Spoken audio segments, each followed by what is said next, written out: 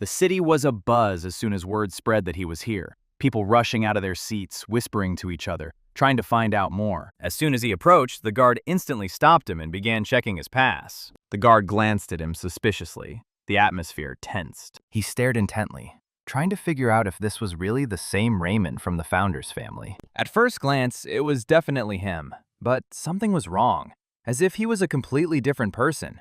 His body was almost completely wrapped in bandages, and his eyes were empty, as if he had seen death itself. His clothes hung in tatters, all torn, as if he had just escaped from hell. The guards couldn't decide for a long time, but after checking his documents, they still let him pass. Raymond walked forward, but behind him a murmur of reserved, wary whispers was already rising. Everyone recognized him at first sight, but no one could understand why he looked as if he had survived the end of the world. The aristocrat's appearance shocked everyone.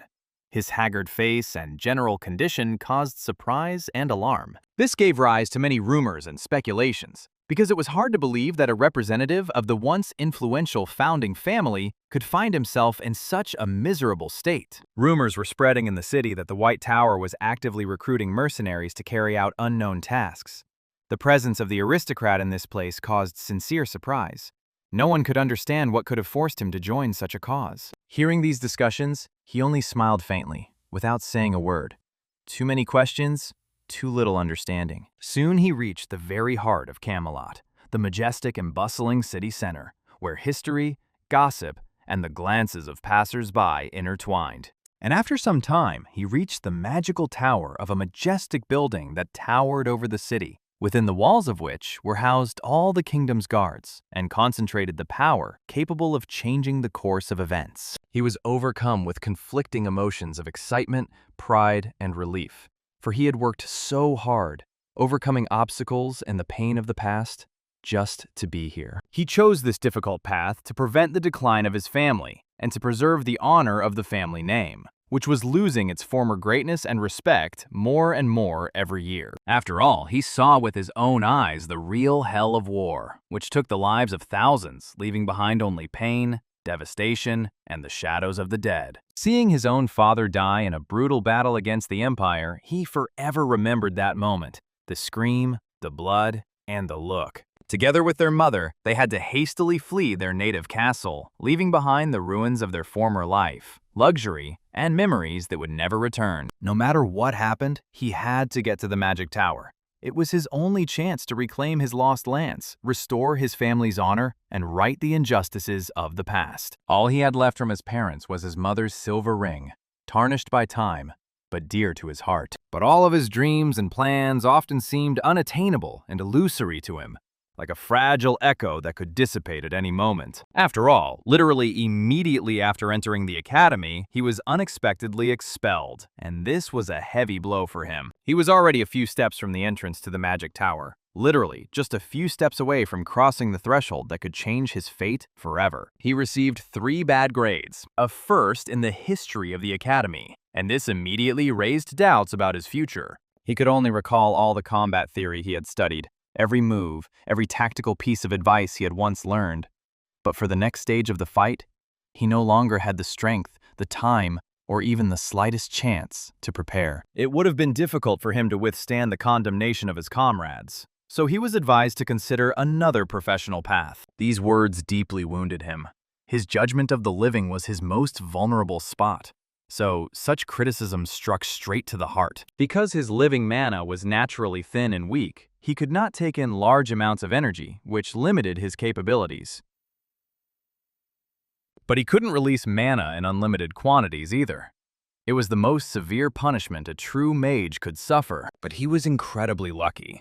Thanks to his experience as a mercenary, he was able to make it to the second round, overcoming all the difficulties on the way. However, he was still considered a third-rate wizard, and he would have a long time to prove his true power. Suddenly, his thoughts were interrupted by the sharp creak of a door that suddenly opened, breaking him out of his deep thoughts. One of the head guards came out of the door and announced that today's registration for temporary work was already complete. All the mercenaries who came to this place today were extremely indignant. They had waited for half a day, some even much longer, and now their hopes were in jeopardy. They were completely confused and in despair, did not understand where to go now and what steps to take.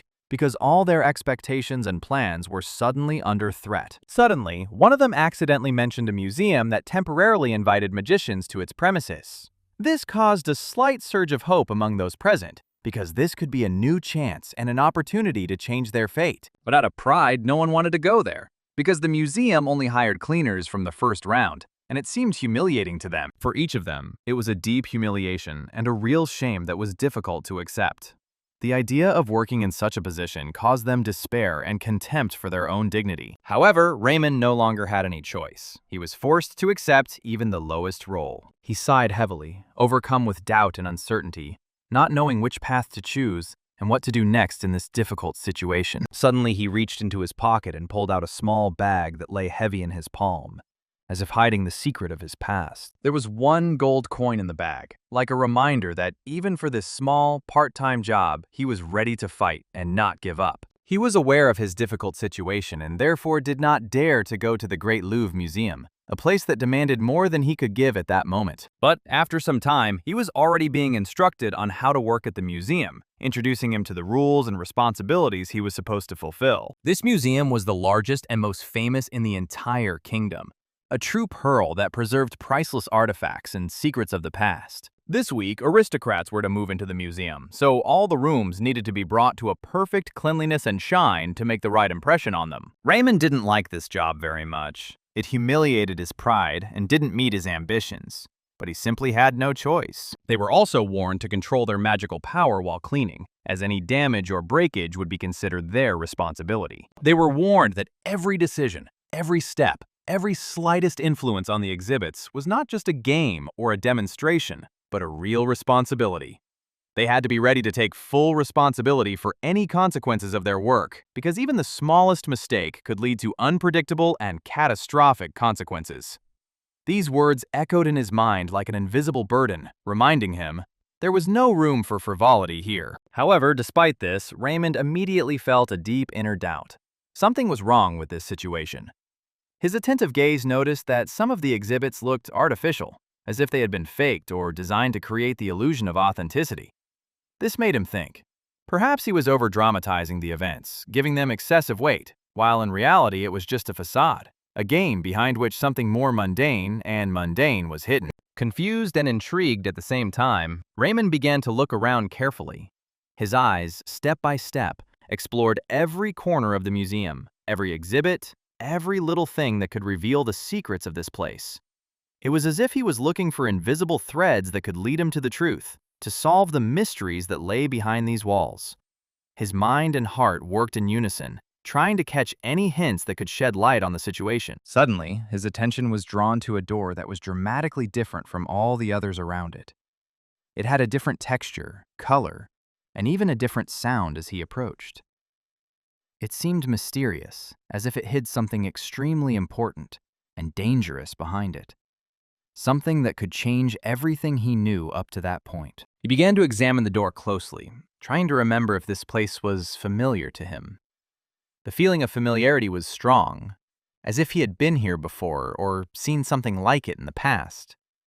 The memory was vague, but vivid enough to make his heart beat faster and his mind search for answers. Behind the door opened the Hall of Fantastic Creatures, a special place that seemed to be made of dreams and legends. There were amazing exhibits here that told the story of incomprehensible creatures that once inhabited this world or could exist in parallel dimensions. It was a space where fantasy and reality intertwined, revealing secrets that captured the imagination of everyone who stepped here. This place seemed to him unusually familiar for a reason. He had seen similar creatures in a past life, perhaps even encountered them face to face. These ancient memories awakened deep emotions in him, a mixture of admiration, fear, and a mysterious nostalgia that touched the most secret strings of the soul. Suddenly, he felt a strange rustling in his pocket that seemed unnatural to him. It was a faint but insistent sound, as if something invisible was stirring and trying to get his attention. His body tensed, and his mind focused on this unexpected signal. With each passing second, the rustling grew louder and more insistent, like the voice of a shadow calling him into the depths of mystery. The The sound seemed to warn of approaching danger or a hidden power lurking nearby. In his pocket lay a ring, a special artifact, a gift from his mother that held immense meaning for him. He had never before felt the ring react in any way to the world around him, so now this strange vibration caused him deep surprise and anxiety. Carefully removing the ring, he began to examine it closely, trying to unravel the nature of this phenomenon. He looked for patterns, symbols, or hidden inscriptions that could explain the strange vibrations and open up new horizons of understanding before him. Staring at the ring with all his vigilance, Raymond tried to penetrate the essence of the mystery hidden behind this simple yet mysterious object. His thoughts wandered between doubt and faith, between fear and hope. As soon as he focused on the ring, he felt a powerful, invisible pull that seemed to pull him into the hall of fantastic creatures. This was no coincidence. The ring seemed to call him, to lure him to itself, hiding within itself an ancient secret that was waiting for its seeker, for someone who could reveal it. This place attracted him, fascinated him, and beckoned him, though he could not yet explain why he was so irresistibly drawn to it. The feeling was both exciting and unsettling, as if he were standing on the threshold of a great discovery that could change his life forever. His feet, as if they had a will of their own, began to move forward, step by step, as if guided by an invisible force. He could not stop this movement, and each step took him further away from the familiar and closer to the unknown. It was as if the very fate that had woven his path was pulling him towards this hall, leading him to where he was meant to be, even if he didn't realize it yet. Fear and doubt tried to hold him back, but faith and an inner voice were stronger. When he stepped into the room, a huge statue immediately caught his eye. A large dragon made of bones, silently gazing out into space, reminding him of ancient legends and the forgotten, powerful force that once reigned here. With each step towards the statue, the vibration in the ring intensified, as if it was responding to the presence of this symbol and trying to reveal even more secrets. Raymond could not understand what the ring was trying to tell him, so he silently turned to his mother in his thoughts, seeking her help and support in this mysterious and dangerous situation. Closing his eyes, he was filled with hope and faith that she would be able to guide him through this darkness of the unknown, show him the right path, and give him the strength to accept the test. And now, before his closed eyes, that very day from childhood came to life, when they stood together near that dragon, and memories returned with incredible clarity. Children's laughter, his mother's stories, her warm words that remained in his heart for the rest of his life. Mom led him on an exciting tour, and Raymond felt joy and happiness that overflowed his little heart, filling him with love and faith in miracles. Suddenly, his attention was drawn to strange sounds coming softly from the wall behind him, as if someone or something was hiding there, watching him and waiting for its time to appear and change everything forever. These sounds were quiet, but they were alarming, filling the atmosphere with tension and a sense of the unknown. He pointed his finger at his mother in that direction and asked what those sounds were, trying to understand what was hidden behind the wall. But he never heard an answer from his mother. She only nodded silently, after which they quickly left the place, leaving the mystery behind. Raymond opened his eyes sharply, coming back from deep memories to reality. But the sense of mystery still remained with him. Immediately after that, his heart pounding, he moved towards the same corner that had previously attracted his attention. It was there that the mysterious sound was heard, causing him both anxiety and an unknown attraction. Every step towards this place was filled with anticipation, as if he were approaching something not just important, but a truly fateful event that could turn his life upside down. Around that corner, he came across an amazing and at the same time terrifying sight: the heart of the ancient dragon, which, despite its stone shell, vibrated with a living, almost tangible force. This place was full of mysterious magic, which flowed through every crack, through every dust of stones. It radiated such a powerful energy that it seemed capable of changing not only his own fate, but also the course of history of the entire kingdom. Legends, forgotten secrets, and magic of ancient times were intertwined here. Suddenly, the ring he held in his hands began to vibrate wildly, as if responding to the proximity of this source of powerful power. Its cold metal seemed to come alive, responding to the presence of this ancient magic radiating from the dragon's heart. The vibrations grew stronger, making his hands tremble and his thoughts spin faster than ever before. An incredible sight opened before his eyes. The true heart of a dragon, huge and impressive, with a powerful magical aura enveloping it from all sides. The ring he held suddenly resembled a huge eye, bright, burning, as if it were directly connected to this ancient creature. It seemed that there was an invisible connection between them, stronger than any chains of time. But suddenly, as he put the ring on his finger, he heard a soft, barely perceptible cry coming from somewhere nearby. The sound was unexpectedly emotional, like the voice of an ancient soul that had suffered in silence for years. The cry pierced his heart to the depths, causing an inexplicable feeling of sadness and pain, forcing him to seek an answer to the question of why someone, or something, was so sad here. Raymond wondered why he had been brought here, what the significance of this cry was, and what role he would have to play in this mysterious, perhaps fateful, story. His mind tried to grasp at any thread that might unravel the mystery, but the answers remained hidden behind a veil of obscurity. Suddenly, the ring's vibration abruptly died away, leaving behind a deep, weighty silence that seemed even heavier than the sounds themselves. This silence was like an oath, like a signal of the completion of a certain cycle, as if some invisible force had finished its mysterious message, and now the moment had come when everything depended on its decision. Unexpectedly, the ring trembled again, but much more strongly. The vibrations spread around, penetrating the air, the earth, and everything around, causing every leaf, every stone to tremble, and even the air itself seemed saturated with invisible energy. This magical resonance put all living things around on their ears, as if the dragon's very heart had awakened after a long sleep. The dragon statue stood silent and unwavering, seemingly cold and lifeless. But anyone with experience and intuition felt that within its heart of stone still slumbered the incredible power of a true beast, a power that could once have changed the course of centuries. Raymond froze, feeling the faint vibrations that permeated the air and the earth, as if nature itself were speaking to him through this ancient artifact. His mind struggled to find a rational explanation, but his body and soul felt much more. Something that was difficult to describe in words. He thought that perhaps he was just fooling himself, trying to find logic in what he was feeling. His mind refused to accept what his instincts suggested, because it seemed too fantastical to him, like something out of a fairy tale. He tried to calm himself down, telling himself that it was all just a play on his imagination, and that reality couldn't be that extraordinary. But the feeling still wouldn't let go, and his soul yearned to believe in what was happening. Suddenly, the ring began to fill with power, as if struck by lightning.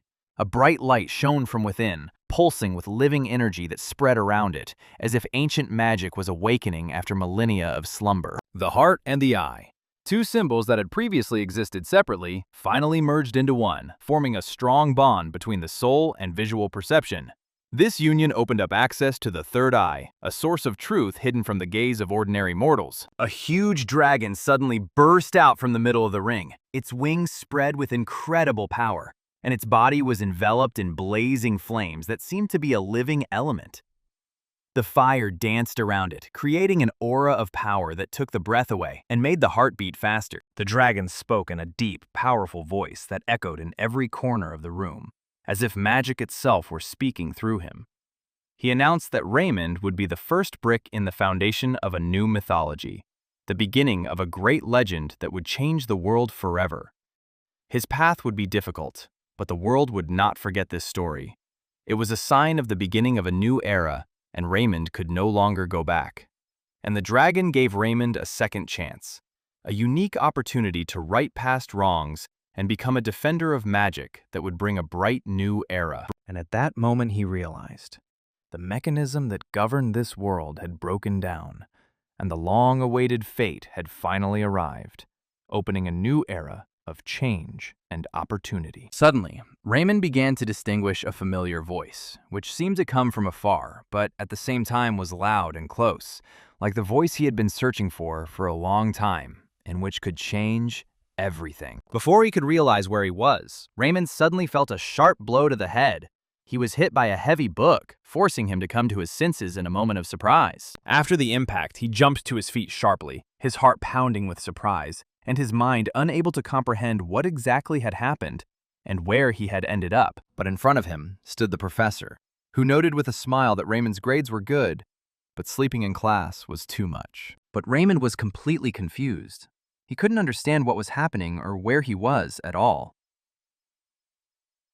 Suddenly, a familiar trait flashed in the man, and Raymond remembered Professor Hubert, the same mentor who had repeatedly tried to keep him on the right path. But something else was clearly stored in his memory. Professor Hubert had long since died, and this meeting seemed impossible, as if he were seeing a ghost from the past. He looked around nervously, trying to figure out where he was, and peered intently into the faces of the students, searching for some clue or familiar sign in this unfamiliar crowd. He couldn't believe his eyes. Everything around him seemed both familiar and strange, as if reality had mixed with illusion, leaving him in complete amazement. After all his friends, comrades, and even those who once mocked him were here, as if time had turned back and the past came to life around him in one space. Jumping sharply to his feet, he began to carefully examine himself, trying to figure out whether this was his real body or whether he had found himself in some strange illusion or dream. After that, he nervously ran his hands over his face, trying to make sure of the reality of what he was feeling and find at least some certainty in this chaos of incomprehensible events. A shiver suddenly ran through his body, and cold sweat began to appear on his skin. Nervous tension gripped him completely, leaving him no peace. After all, it finally dawned on him. He found himself in the past, in a world where time had turned back, and all his memories had come to life with new force. The sun was shining brightly outside, and a quiet calm reigned around him. These familiar walls surrounding him filled his heart with warmth and awakened long-forgotten memories. The same students, the same windows, the same professor, everything around seemed extremely familiar, as if he had returned in time to his own past. But Raymond still couldn't believe that he was really in the past. His mind refused to accept this incredible reality, and his heart beat with uncertainty and doubt. After that, he slowly turned around and froze, looking straight at the professor, trying to read in his eyes at least some answer to his numerous questions. But the professor just sighed and said that this was not the Raymond he knew at all. So he decided to punish him to get him back on the right path. After these words, the professor pointed sternly at the door and kicked him out of the office, leaving Raymond alone with his confusion and doubts. After that, he took his first steps forward, overcome with mixed feelings of admiration and incomprehension, because he still found it hard to believe that this was real time travel. What kind of magic this could be and how this phenomenon could even be explained or named remained a mystery that tormented his mind and gave him no peace. But the dragon's words would not leave his head, repeating themselves over and over again, like a mysterious mantra calling him to fulfill his great destiny. The image of the dragon never left his thoughts, causing a mixed feeling of surprise and anxiety, because he could never understand what was really happening. But one thing was clear. This was his second chance at a full life, an opportunity to change everything and write a new story of his destiny. Perhaps this time he will be able to do everything right, correct the mistakes of the past, or at least change something important for the better. He felt that this was most likely a second chance, a gift from his mother, who invisibly supported him even from afar, leading him through trials and darkness. But suddenly, from the depths of his thoughts, the professor's voice broke him, calling him back to reality, forcing him to distract himself from his own thoughts. It was strange to him that Russell had fallen asleep earlier. This had never happened before, and it made him a little surprised and worried. But the professor would not hear anything, insisting on talking alone, and ordered Russell to come to his office during lunch. The professor added that he would be waiting for him, and emphasized that the conversation was very important, so Russell should not miss this meeting. Russell was filled with a strange feeling. It had been a long time since he had found himself in such situations, and although it caused him a slight anxiety, at the same time, it could not be said that he did not like it. He watched the professor with a slight smile, his gaze slowly receding, feeling a mixture of curiosity and impatience for the upcoming conversation. But suddenly, someone unexpectedly hit him on the head, and the world around him instantly spun, causing him to lose his balance. He didn't even have time to understand who it was and instantly turned around sharply, peering intently into the surrounding space in search of the source of the blow. Seeing the three boys behind him, he instantly recognized them as the ones who had teased him so many times before. And now, their faces again evoked in him a mixture of fear and irritation. One of them began to call him names, rudely. and then raised his hand angrily, as if preparing to strike another blow. But another of the boys held his hand, stopping the attack, preventing him from striking, and thereby momentarily diffused the tense situation. After all, the professors were standing nearby, watching everything closely, and their stern gaze could instantly end any conflict. After that, he stated in an exalted tone, with a claim that Raymond still had not given him a synopsis, emphasizing his dissatisfaction. But suddenly, everything seemed to fall into place, and all doubts and misunderstandings disappeared, leaving Raymond with clarity in his mind. After all, it was the very one who had been constantly threatening him, and now all the pieces of the puzzle were finally coming together. After that, they moved forward, leaving behind a tense situation that gradually began to dissipate. He only smiled nervously, remembering that something like this had happened to him before, and although it had caused him discomfort, he was much calmer about it now. Suddenly, a message arrived on his phone that instantly caught his attention, making his heart beat faster. The message said he should stop class for classmates who were bullying him, a call that made him think about how to proceed. He couldn't figure out what the message was. At first, he thought it was just an illusion or someone's joke, but it remained on the screen, filled with a mysterious meaning. At first, he wasn't even sure if it was a real message or just a figment of his imagination playing out at the most intense moment. However, when his finger touched the cold, almost transparent screen, he felt a slight vibration that seemed to confirm the reality of this digital sign. It was not an illusion or a ghost. It was a real, undeniable message that brought him out of the shadow of uncertainty and made his heart beat faster. At that very moment, loud screams rang out ahead, loud and alarming, breaking the silence and forcing him to move faster. These screams carried panic and hinted that time was beginning to tick relentlessly, every second measuring the chance of success or failure. Like the academy itself, the space around became more acute, tense, and seemed to breathe danger. One of the voices, echoing with pressure, repeated that it was useless to run, because they found themselves inside the vast labyrinth of the academy, where escape was almost impossible. These words were like a cold shower, reminding them that the walls around them were not only physical, but also magical, filled with spells and traps capable of stopping even the most agile escapee. However, even in this hopeless situation, when all around seemed to be only darkness and threat, he knew that if he got scared and gave up, hope would finally fade away. But sometimes even the smallest spark of light in a sea of darkness gives incredible power, capable of igniting the fight again and again, not letting him give up. Raymond, though under pressure, was filled with unwavering determination. In his chest burned a fire of irresistible faith in his own strength, a desire to change not only this mission, but his entire life forever. He felt that this battle was not just a test, it was a chance to become different, stronger, better prepared for any adversity. However, it was not only cold calculation that guided him at that moment. Behind him stood a burning desire for revenge. Revenge for all those insults and humiliations that had long settled deep in his heart, that had poisoned his soul for years, intensified his pain, and made him more determined in his desire to prove his worth to everyone. His determination was as strong as a brick. He wanted to show those who had once laughed at him and despised him that they were wrong. He wanted to prove what he was truly capable of, and that underestimation could cost those who dared to despise him dearly. After all, after several years of living among real dangers, with monsters, murderers, and deadly traps, Raymond had learned to distinguish childish pranks from real threats. What now seems difficult was just a game, entertainment, compared to the burning desire for blood and death that he felt on the real battlefield. He knew that all those childhood abuses he had endured within the walls of the academy were mere trifles, shadows compared to the horror and cruelty that lay ahead.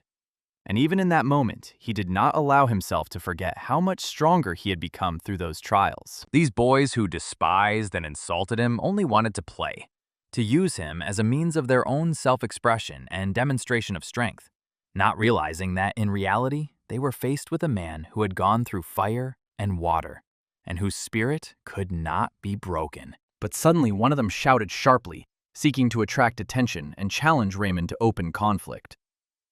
His voice was sharp and provocative, as if he were calling for a duel, leaving no room for fear or doubt. In response to these rude, impudent words, Raymond did not hold back. He responded with no less impudence and determination, ready to defend his dignity at any cost, not allowing anyone to humiliate him. He slowly, confidently began to move forward, his steps sounding confident and determined. Behind him, the three boys only shrugged their shoulders, considering him completely crazy. A man devoid of common sense, who dared to defy all the rules and their authority. Raymond resolutely approached one of them, not hiding his challenge. His eyes were burning with inner fire, and his body was ready for any development of events. He was not going to back down. Without wasting a second, he decided to act first, without waiting for the opponent to make the first move. This was his moment. The moment when the initiative was on his side. His aimed blow flew past, missing its target. But that was just the beginning. He was sending a signal that he was ready to fight, and that his every move was calculated and dangerous. Their gazes suddenly met, as if an invisible thread had connected them for a moment, reflecting all the tension and charge of the struggle between the two enemies. After gathering himself for a few seconds, Raymond sharply struck his opponent in the stomach, causing pain that forced him to lower his head and lose his balance. Suddenly, that opponent fainted and fell to the ground, losing consciousness from the unexpected and powerful blow. The second guy in the company was stunned and confused by what he saw. It all happened so quickly and unexpectedly that he didn't even have time to comprehend what had happened. He burst into a scream, full of rage and desire for revenge, shouting loudly at Raymond, ready to rush into the attack to restore his own honor and prove who the real master is here. He didn't even have time to blink an eye when he received a powerful blow directly to the face. A blow that exploded with force and threw him back. His body flew several meters away, as if from an explosion, and he, dazed and stunned, could barely find the strength to get up. The most important among them, the leader, who watched all this with profound astonishment and shock, could not believe that Raymond had managed to break their order so quickly and confidently. He concluded that if Raymond didn't use magic, he probably just mastered some cheap and primitive fighting tricks that didn't pose a serious threat. However, it suddenly occurred to the leader that Raymond was an orphan from a disgraced family, whose status and origin gave him an additional burden and caused others to treat him with contempt and suspicion. Moreover, the use of full-fledged magic within the academic walls was strictly prohibited and punishable by the greatest punishments. However, this prohibition did not apply to the use of small artifacts, such as the one hidden in the hand of one of them, which were allowed to be used even within the walls of the academy, which gave them a sense of impunity and confidence in their own unconditional power. That is why he decided to act meanly and unexpectedly, attacking Raymond using a small, almost invisible artifact, a cunning tool hidden from view, which could deal a devastating blow if used at the right moment. This artifact was not just a weapon, but a symbol of the cunning and desperation of its owner, the last hope to turn the tide of the battle in his favor. But Raymond stood as if he were standing in the very center of the storm, completely calm and fearless, silently awaiting the blow, making no movement, as if he were confident of his invincibility. His gaze was cold and composed, and his body was composed and ready for any development of events. When the fist of his opponent, filled with malice and hatred, finally approached, Raymond easily, almost with a feeling of slight discomfort, stopped it, as if it were a child's toy and not a weapon of death. His hand was strong, unwavering, and at that moment, a power awakened in him that surpassed anything he had felt before. Giving his enemy no chance of escape, he began to squeeze his opponent's hand tightly, slowly but surely, as if with iron pincers, squeezing every muscle, every nerve. The strength in his fingers grew, and the pain in Frederick's eyes became more and more unbearable. Gradually, the opponent's arm began to break. The bones seemed to crack and burst under the incredible pressure, emitting an eerie, frightening crunch, a sound that seemed to pierce the entire room and leave everyone present in a state of shock. The pain became so unbearable for Frederick that he could barely stand on his feet. Suddenly, a shrill, desperate cry burst from his throat, a cry of pain, helplessness, and terror, so sharp it seemed to split the air in two. This cry was the enemy's last attempt to resist, but it was already futile. Feeling his strength leaving him, Frederick fainted and, barely able to stand, fell to his knees, like a soldier who has been wounded and can no longer fight. His body trembled with pain, and his eyes closed, unable to bear it any longer. Everyone around him knew that this very morning he had suffered a humiliation that even his own family could not erase. His blood brothers, losing faith in him, had degraded him in their eyes, branding him a failure and a disgrace. The family that should have been his support had turned away, considering him weak and unworthy. After all, in this world, if your opponent is strong, he behaves with respect, tact, and caution.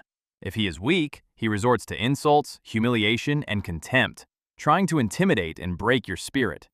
And that is exactly how Frederick behaved. Lacking strength, he chose the path of humiliation. Raymond couldn't allow a loser like Frederick to dare insult his own family, the people he loved and valued above all else.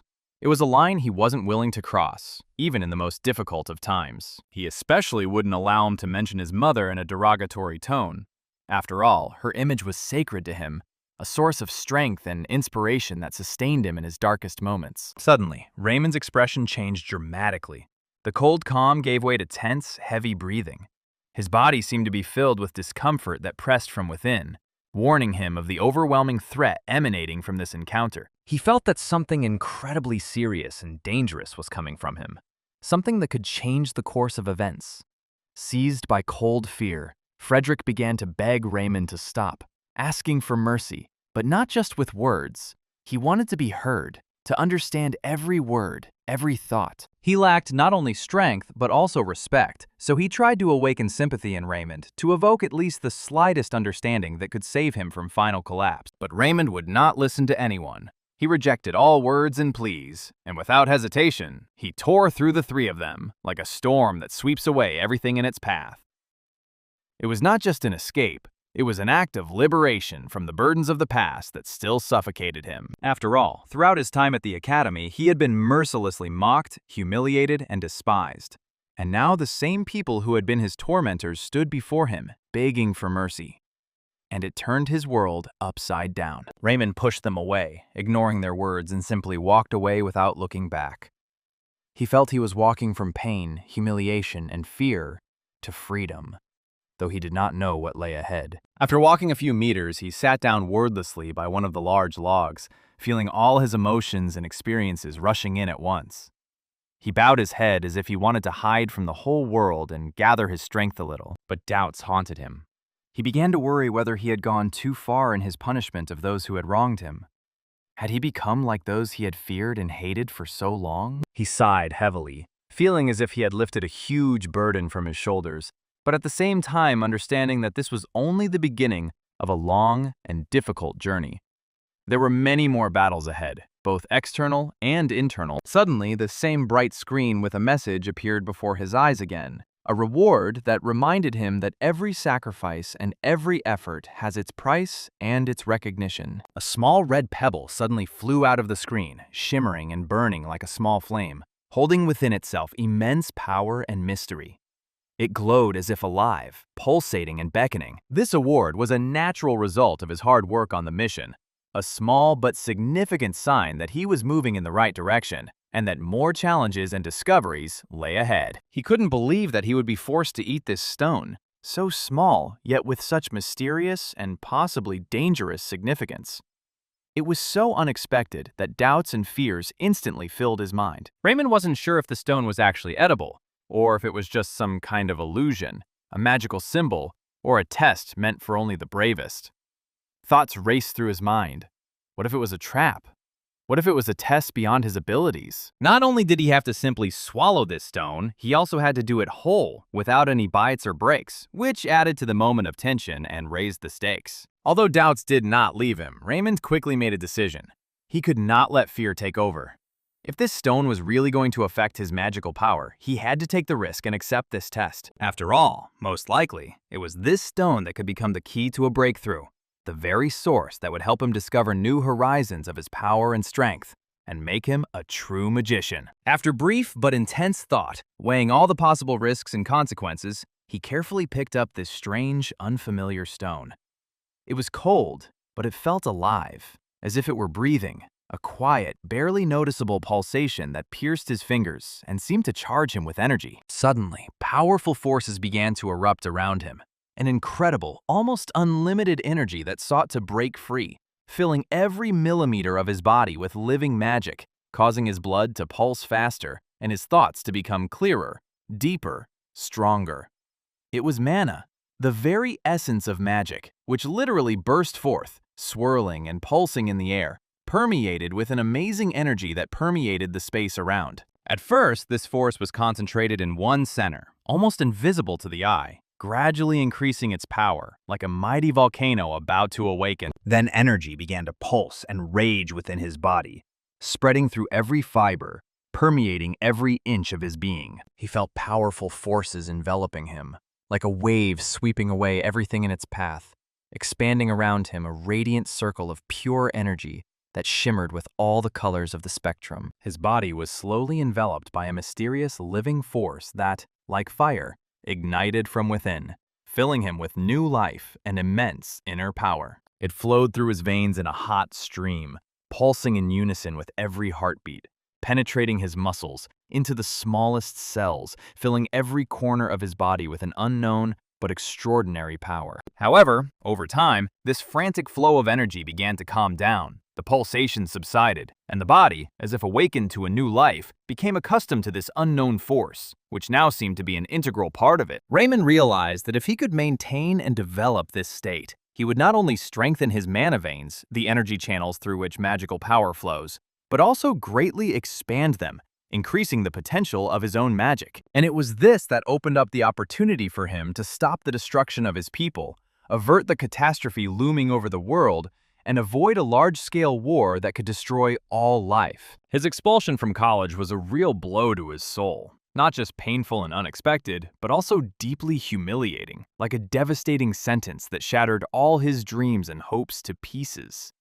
It was like a sudden interruption of all the paths leading forward, as if the world around him had instantly turned pale, and the future that had once seemed bright and promising suddenly turned into a dark abyss in which there was no support left. Every breath of air at that moment seemed like a burden, every thought a painful wound.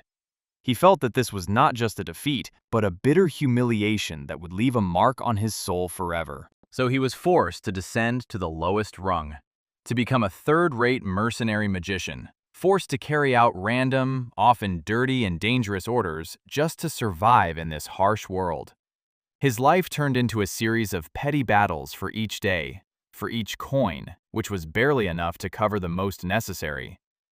However, even in this chaos and hopelessness, a spark pulsed deep inside his soul, a spark of unwavering will that did not allow him to finally give up. Despite all his despair and disappointment, he was determined.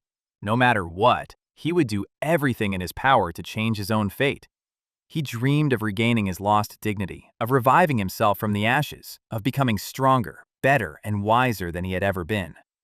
It was his silent promise to himself, a promise to fight, even if the whole world turned against him. With these unwavering thoughts, he headed for the office of Professor Hubert, a man he trusted implicitly, who had once believed in him when no one else dared. For him, it was like returning to the last island of hope, to someone who could help him find his way back. The professor was already waiting for him. He was sitting at a large, massive wooden table that seemed to hold a lot of secrets and knowledge. The professor's fingers calmly gripped the cup, and his gaze was penetrating and at the same time calm. With a gesture, he invited Raymond to sit opposite, as if saying, "I am here to listen to you. I am on your side." Without wasting any time, the professor poured the boy a mug of hot, aromatic tea, thick, rich, and spicy, radiating warmth and comfort. This simple gesture was like a sign of concern, a small island of calm in the midst of the storm. But from his face and the tense atmosphere in the office, one could tell that something was deeply troubling him. The professor, who was used to being unwavering, looked anxious and worried today. He noticed that Raymond was completely different, silent, thoughtful, as if he carried a heavy, painful secret that weighed heavily on his heart. Hubert suspected that the boy was facing some difficult test, and that he was trying to hide this test even from those closest to him. This hidden pain worried the professor. He saw that it was not just ordinary difficulties, but something that could shake the very foundation of the personality. He suspected that the problems were related to his classmates, perhaps conflicts, bullying, or other cruel games that often go unnoticed by teachers, but that affect the weakest. This thought caused him real concern, because his student's future was at stake. But Raymond only smiled softly through the bitterness of the memories, remembering how once, in a past life, Professor Hubert had been the only person who had never lost faith in him, even in the darkest and most difficult times. This faith was like a light burning in the deepest darkness. He quietly assured his mentor that everything was fine, even though inside everything was burning with doubts and worries. With sincerity and gratitude in his voice, he thanked him for the support and faith that the mentor had put in him, not only for the magic lessons, but also for the fact that someone believes in you unconditionally, even when you yourself begin to doubt yourself. The professor was surprised and moved by the sincerity, warmth, and strength in the boy's words. He felt that he was not just a student, but a person who was still fighting for his place in the world. A little moved, he replied that taking care of students is not just his duty, but also his calling, a part of his life. He is ready to be supportive, even when the path becomes rocky. However, despite all this understanding and compassion, the professor could not ignore the fact that Raymond had fallen asleep during one of the lessons, and therefore discipline demanded punishment. After all, without severity, you cannot build true strength and order. He had to prepare a detailed, thorough report on one of the most difficult sections of the book, the topic of amplifying magical flows. This topic was difficult for even the most talented high school students, and was a real test of knowledge and understanding of the essence of magic. Despite the complexity of the task, Raymond had to complete it alone, without any help, indulgence, or relief. It was a challenge that would prove his strength and determination. It was at that moment that a message about a new mission suddenly appeared on the screen in front of him, both a challenge and an opportunity. It distracted him, but it also opened the door to new horizons and adventures that lay ahead. The professor, noticing this, asked if the task was too difficult, if he needed help or support. His voice was full of concern and a desire to support, because he understood that now, more than ever, Raymond needed support. He placed the same book on the theory of magical mana enhancement on the table, a real Bible for those who seek to rise to a new level of sorcery. A book that opened the door to secrets beyond the reach of ordinary students. Raymond calmly thanked him, feeling his confidence grow. With firmness in his voice and a burning fire in his heart, he agreed to take on this task, as a symbol of a new beginning and a fight for his future. After the conversation, he went straight to his room, where he immersed himself almost continuously in studying complex material until late in the evening. Every minute was filled with concentration and a desire to learn new things, overcome obstacles, and move forward. Despite the incredible complexity of the subject and the depth of his knowledge, this did not seem to him an insurmountable obstacle.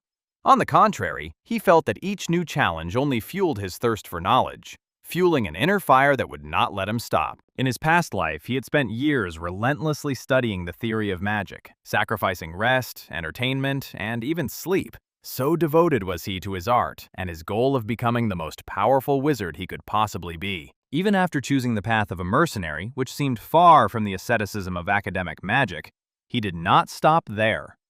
On the contrary, he continued to persistently improve his skills, constantly searching for new sources of experience, new techniques, new knowledge that could help him reach a completely different level. But now, at a new stage in his life, he faced an even more significant and responsible goal, one that eclipsed all his previous ambitions, taking up all his time and energy.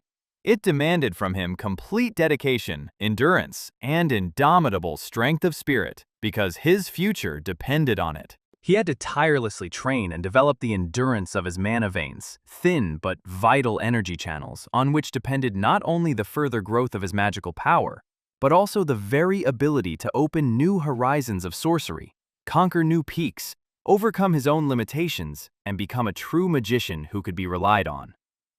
These magical vessels were an integral part of a finely tuned system of internal organs, responsible for the continuous movement of mana throughout the body, nourishing every cell with invisible but life-giving energy. Mana was strengthened through special breathing techniques, during which each inhalation enriched the energy, and the exhalation purified it of impurities, contributing to the growth of the strength of the flow. It flowed through the entire body, like an invisible stream of light, gathering in the central heart, the seat of magical power, from where it spread in new waves, spreading through space and time. In a past life, Raymond mastered the art of controlling this energy flow and learned to amplify it, bringing the power of mana to unprecedented heights. He gained such skill through grueling, brutal training, challenging powerful monsters, testing the limits of his strength and endurance. After all, only under critical load did mana reveal its true power, giving itself full force to its owner. He learned to significantly speed up the process of accumulating and releasing mana, achieving results that previously seemed impossible for an ordinary mage. The more powerful and resilient his veins were, the greater the flow of mana passed through them, reaching his heart and filling it with endless energy. The more mana accumulated in the heart, the faster and more effectively it manifested itself in the world, taking the form of magical actions and influencing the surrounding reality. Thus, he became a master not only of powerful attacks but also of reliable defense, combining both aspects of magic to achieve maximum results in battle. However, one day he made a mistake that put his life in serious danger. He did not notice the hidden danger and did not have time to dodge the crushing blow of the powerful monster. Although his magic was usually weak, this time his body couldn't withstand such a strain. Every cell screamed in pain and tension. The blow was so powerful that he was thrown back with tremendous force, and he crashed into the cold stone wall with a thud, feeling the life drain from him. From the powerful impact, the wall gradually began to be covered with numerous cracks that spread across its surface like a spider's web, creating the impression that it was about to crumble into many small pieces under the pressure of the force that hit it. At the very moment when everything seemed hopeless and every hope had faded, he clearly realized that his life was hanging by the thinnest, almost invisible thread, barely holding him above the abyss. This fragile border between existence and eternal darkness was so thin that the slightest breath or inattention could be fatal. It seemed to him that every next second in this chaos could become decisive, decide his fate, whether it would be salvation or a fall into a bottomless abyss from which there is no return. His body was sinking mercilessly into the boundless cold darkness, as if he were falling into a deep, bottomless abyss that swallowed everything around him. Light, sound, hope, and even the faintest glimmers of life. This darkness didn't just surround him. It seemed alive, breathing, all-consuming, sucking him into its cold and merciless embrace. It seemed as if he were flying through endless space, where every second stretched into eternity, and nothing could save him. At that moment, he desperately tried to understand whether the heavens themselves had heard his pleas, or whether everything that had happened was just a coincidence, a strange and rare stroke of luck that had happened to him at the most critical moment. Whether it was fate or chance, the fact that he was still alive was incredible and mysterious. However, surprisingly even to himself, he survived. As if fate itself, realizing his importance and the incompleteness of his path, gave him another chance. The opportunity to fight on, regain strength, and continue the fight for his life and future. This rebirth was like a new breath, a new beginning among the ruins. Coming to his senses, he slowly opened his eyes and looked around. Before him unfolded a dark, cold cave, filled with mysterious mysticism and ancient charm. The space seemed alive. Here there was a quiet echo of the past, filled with strange, almost incomprehensible sounds. Echoes that reached back through the centuries, as if the cave itself remembered all the secrets of this world. It was a place that seemed forgotten even by time. Ancient and mysterious, preserving a history long erased by centuries, covered in secrets and legends.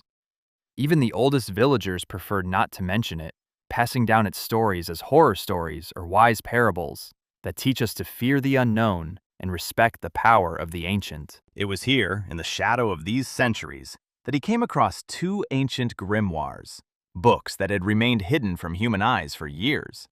They had been preserved from time, oblivion, and neglect, like treasures waiting for their chosen one to reveal their secrets. As soon as his fingers touched the yellowed, faded pages of these volumes, a blinding, blinding light instantly exploded around him. It filled the entire cave with pure, pulsating, magical energy that lived and breathed like a living organism. It was like the awakening of forgotten powers, ready to come to his aid. These were legendary grimoires called Through the Veins and The Sorcerer's Body, books that contained ancient knowledge, shrouded in myth, and protected by the most powerful magical spells. intended only for the most worthy, powerful, and devoted sorcerers. Both volumes contained priceless secrets, knowledge, and techniques that could open up incredible possibilities for the sorcerer if he could unravel their mysteries and learn to harness the powers hidden between the lines. The path to true power and limitless magical potential depended on them. The first volume detailed methods for developing the sorcerer's physical body, revealing ways to expand and strengthen the mana veins, thin but vital vessels that run through all parts of the body and transport magical energy. This opened the way to new heights of magical power and incredible endurance. The second volume revealed the mysteries of the gradual transformation of muscle tissue into magical tissue, the true art of transforming the body into a strong and flexible instrument of sorcery. Thanks to this, the body could withstand the strongest loads, possess incredible strength and speed, becoming invincible. The stronger the body became, the more reliable and powerful the mana veins became. They turned into strong magical channels that provided an uninterrupted, stable flow of energy, filling every cell and enhancing the sorcerer's magical potential to incredible levels. In adulthood, this process occurred slowly, gradually, but in the adolescent organism, everything was much more intense, deeper, and faster. Here, broad horizons for magical development opened up, and each new training and practice gave results that exceeded the wildest expectations. That was why in this life, he was determined to put all his efforts into overcoming the natural limitations of his mana veins, not allowing weakness to become a sentence. His will was unwavering, and his desire to become stronger was absolute. After long, exhausting, and almost continuous training, the long-awaited night came, an evening that enveloped everything around with silence and tranquility, giving a feeling of inner harmony and peace. It seemed that at this time, the world fell silent to give an opportunity to recover and gather strength for new achievements. His body was exhausted, every muscle aching with fatigue more than he could bear, but he continued. He trained all day long without a break, putting all his strength, all his spirit and will into every movement, relying only on endurance and an unwavering desire for the goal. Despite his incredible fatigue, he felt a deep sense of accomplishment. This was his journey, and he wasn't going to back down. Understanding the importance of balance, he made a firm decision to end the day on a high note, giving himself a well-deserved rest and time to fully recover. For each new day should be a step forward on the path to mastery and power. Suddenly, a new message caught his attention, a task that required him to run 5 kilometers using ancient magic. An unexpected but important test for his tired body, calling for new efforts and victories. He wanted to give up, to abandon everything and just stop, to feel the relief that comes with the cessation of the struggle. But new messages relentlessly poured into his magical device, as if pressing it, leaving no chance for respite, recovery, or even a brief pause for reflection. Having come to terms with the inevitability of the situation, he clearly realized that to retreat means to doom oneself to defeat, and never see a chance to change one's own fate. So one cannot retreat under any circumstances. One will have to go through this exhausting and difficult ordeal to the very end, even if one's strength is at its limit. If fate itself unexpectedly gave him another chance, another opportunity to prove to himself and the whole world what he was capable of, then he felt an irresistible obligation to use this chance to the fullest, leaving no room for defeat or regret for lost opportunities. And he rushed forward as if consumed by obsession, without pausing for a moment, until his strength began to fail him, and his body gradually trembled with exhaustion, like a taut string about to snap. By the end of the workout, he could barely stand on his feet. Every muscle was searingly burning from the overexertion. His breathing became heavy and ragged, and his mind was on fire from overexertion. The forces were rapidly leaving his body, which seemed to be becoming stone and cold. But the path was almost complete. Only the last step remained.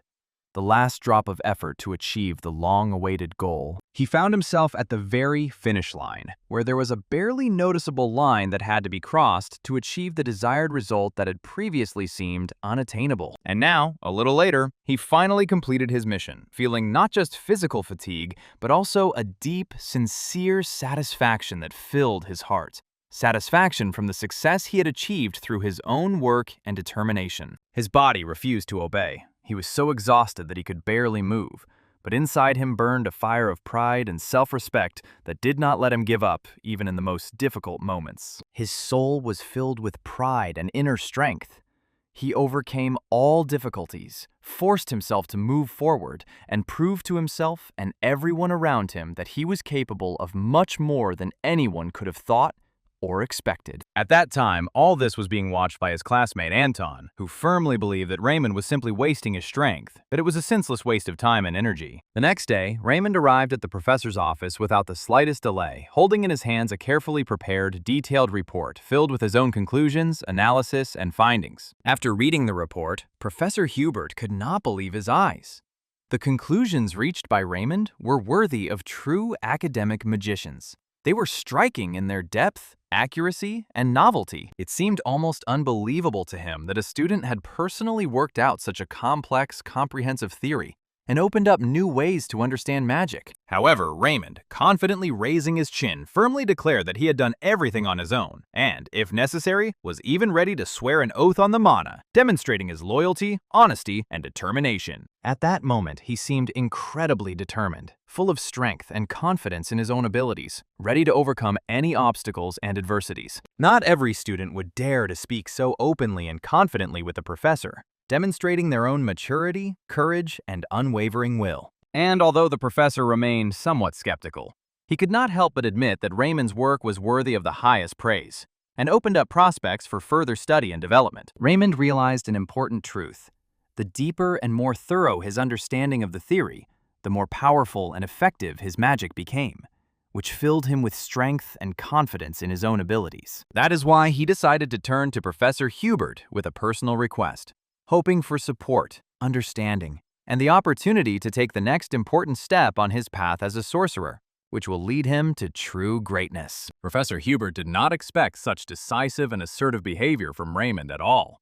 It surprised him because most students behaved much more restrained and were afraid to show such confidence in their own words and actions. Without hesitation or doubt, Raymond boldly requested access to the cathedral library, a highly protected place, closed to most ordinary students, where the most valuable and powerful sources of knowledge were kept. The professor, being an experienced mentor, believed that the student library should contain a sufficient amount of materials that fully correspond to Raymond's level of knowledge, and therefore, at first, he did not particularly approve of this initiative. However, Raymond honestly admitted without any concealment that he had already studied all the books in the student library, from the first to the last page, looking through each volume and absorbing all the information he could find there. This openness and sincerity unexpectedly made a strong impression on Professor Hubert, who was even a little confused because he was faced with such rare honesty and a genuine thirst for knowledge. After all, most students never even touched the books gathering dust on the shelves, and most of them had no idea what was inside these ancient volumes. Although Raymond was telling the truth, the cathedral library remained too valuable and sacred a repository of knowledge to simply open access to anyone who wanted it,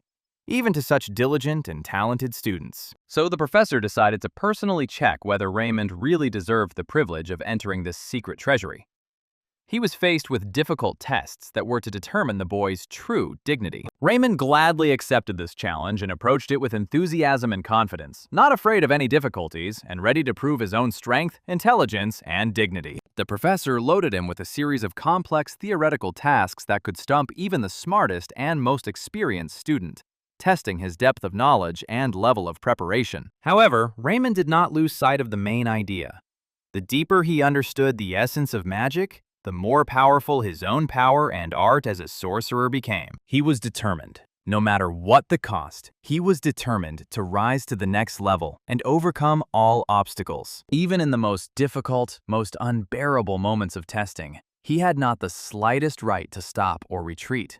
His desire to move forward had to be unwavering, despite all the difficulties, pain, and fatigue. In addition, by completing various tasks and missions, he received valuable mana stones, an indispensable resource for strengthening magic, so for him it was a double win, both practical experience and material reinforcement of strength. Suddenly, his attention was drawn to a familiar voice that unexpectedly sounded nearby, abruptly interrupting his deep thoughts. It was Anton, a classmate with whom Raymond had repeatedly engaged in heated arguments, and who never hid his skepticism and distrust of the boy's abilities. Raymond looked at him warily, not understanding for what purpose Anton had suddenly appeared so close. It seemed to him that Anton had come with the intention of revenge, but he only shrugged skeptically and waved him away contemptuously. "Who would waste time taking revenge on such a pathetic magician as you?"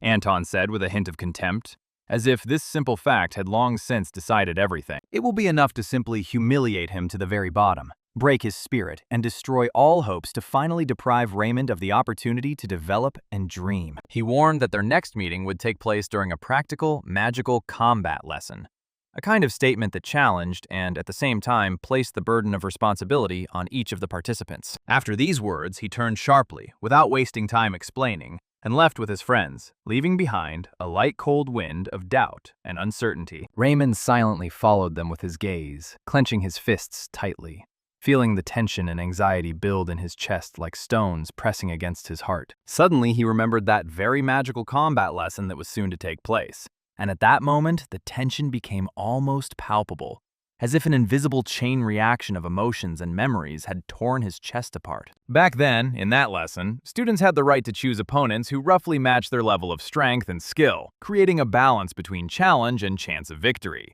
It was in this lesson, in a past life, that he experienced the worst humiliation, which was deeply etched in his memory, leaving an unhealed wound in his soul and a bitter residue in his heart. This cruel moment practically destroyed his academic hopes and put an end to his further studies, forcing him to reflect on the meaning and purpose of his existence. But now everything was different. He realized that he had to be prepared both physically and morally, because this battle would not just be a test of strength, but a clash of will and spirit. Since then, he has tirelessly dedicated every day to hard training, putting all his strength, thoughts, and hopes into preparing for the big event. He plunged into the depths of the theory of magic, studying the smallest details with extreme attention, for his mind sought to unravel the most complex secrets and gain a solid foundation for future actions and victories. Every day, he brought the professor new completed tasks, confirming not only his knowledge, but also his unwavering dedication to the cause and desire to grow. Finally, the decisive evening arrived, the last one before the fight, when the atmosphere around was filled with tension that became almost palpable for everyone present. Raymond has collected a sufficient number of mana stones, valuable crystals that can strengthen the body and spirit, help withstand incredible loads, and prepare for the test. However, the power of these stones aroused both admiration and fear in him.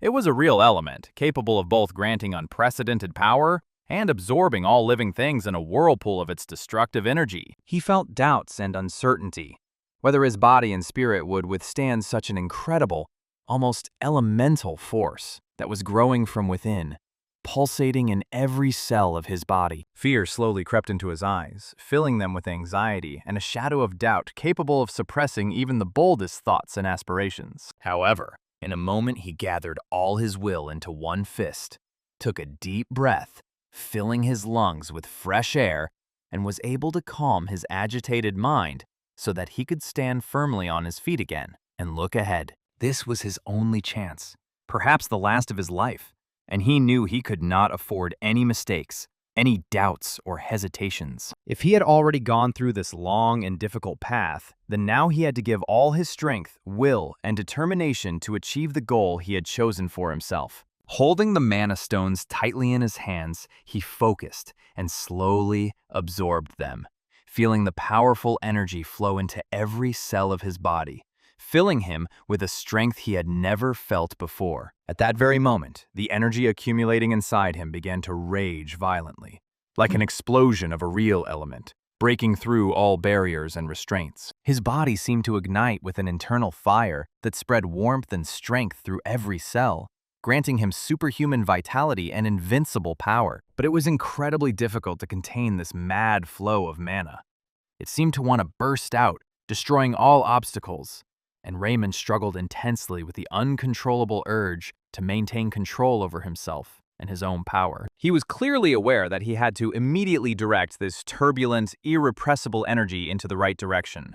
Otherwise, its uncontrolled explosion could destroy everything around him, causing harm not only to his enemies, but also to himself. Gathering all his willpower and tension, he tried to give the magical flow a clear, stable form, controlling every movement, every inhale and exhale, in order to direct this element to where it would bring the greatest benefit and not cause chaos. Stretching his hand forward with maximum concentration, he began to form a magical ball that slowly but surely gained strength and light. Like a small burning sun ready to explode with a powerful energy wave. It was extremely painful. He gritted his teeth, barely feeling his own pain, which pierced every muscle and nerve in his body, straining and fighting to keep fear and confusion from taking over his mind. It was urgent to draw a new magic circle, a complex pattern of power that would become the foundation for safe and precise control over this violent and elemental energy of mana. Even the slightest careless movement or the subtlest mistake could be fatal, stopping the heart, destroying all the years of work, turning hopes into emptiness and hopelessness. The flow of mana was too powerful and uncontrollable, like a raging storm that sought to break all restraints and explode with such force that it was capable of destroying everything in its path. But he finally made a decision. It was impossible to retreat now, because the way back was forever closed, and his will became unshakable. Gathering the last remnants of will and strength of spirit, Raymond began to carefully but persistently form a magical ball that radiated an amazing, almost sacred energy. Although the pain pierced every cell of his body, squeezing and destroying him from the inside, he did not allow himself to give up, did not succumb to weakness, and did not surrender under the pressure of strength. His magical power grew to incredible proportions. So much so that a bright pillar of light could be seen from the window of the room, cutting through the darkness and stretching to the very sky. And suddenly, like a flash of realization, he realized he had achieved something truly incredible, something he had never imagined before. He was able to completely assimilate and absorb all this energy that pulsed within him, and now it had become an integral part of himself, a new strength and power. This meant that he had conquered the second magic circle, gaining a new level of power over magic, and the ability to wield it with unparalleled control. But the next moment, overwhelmed and exhausted by the incredible load, he fell to the cold floor, losing consciousness, because his body and mind simply could not hold this burden any longer. And now, the long-awaited and decisive day has come.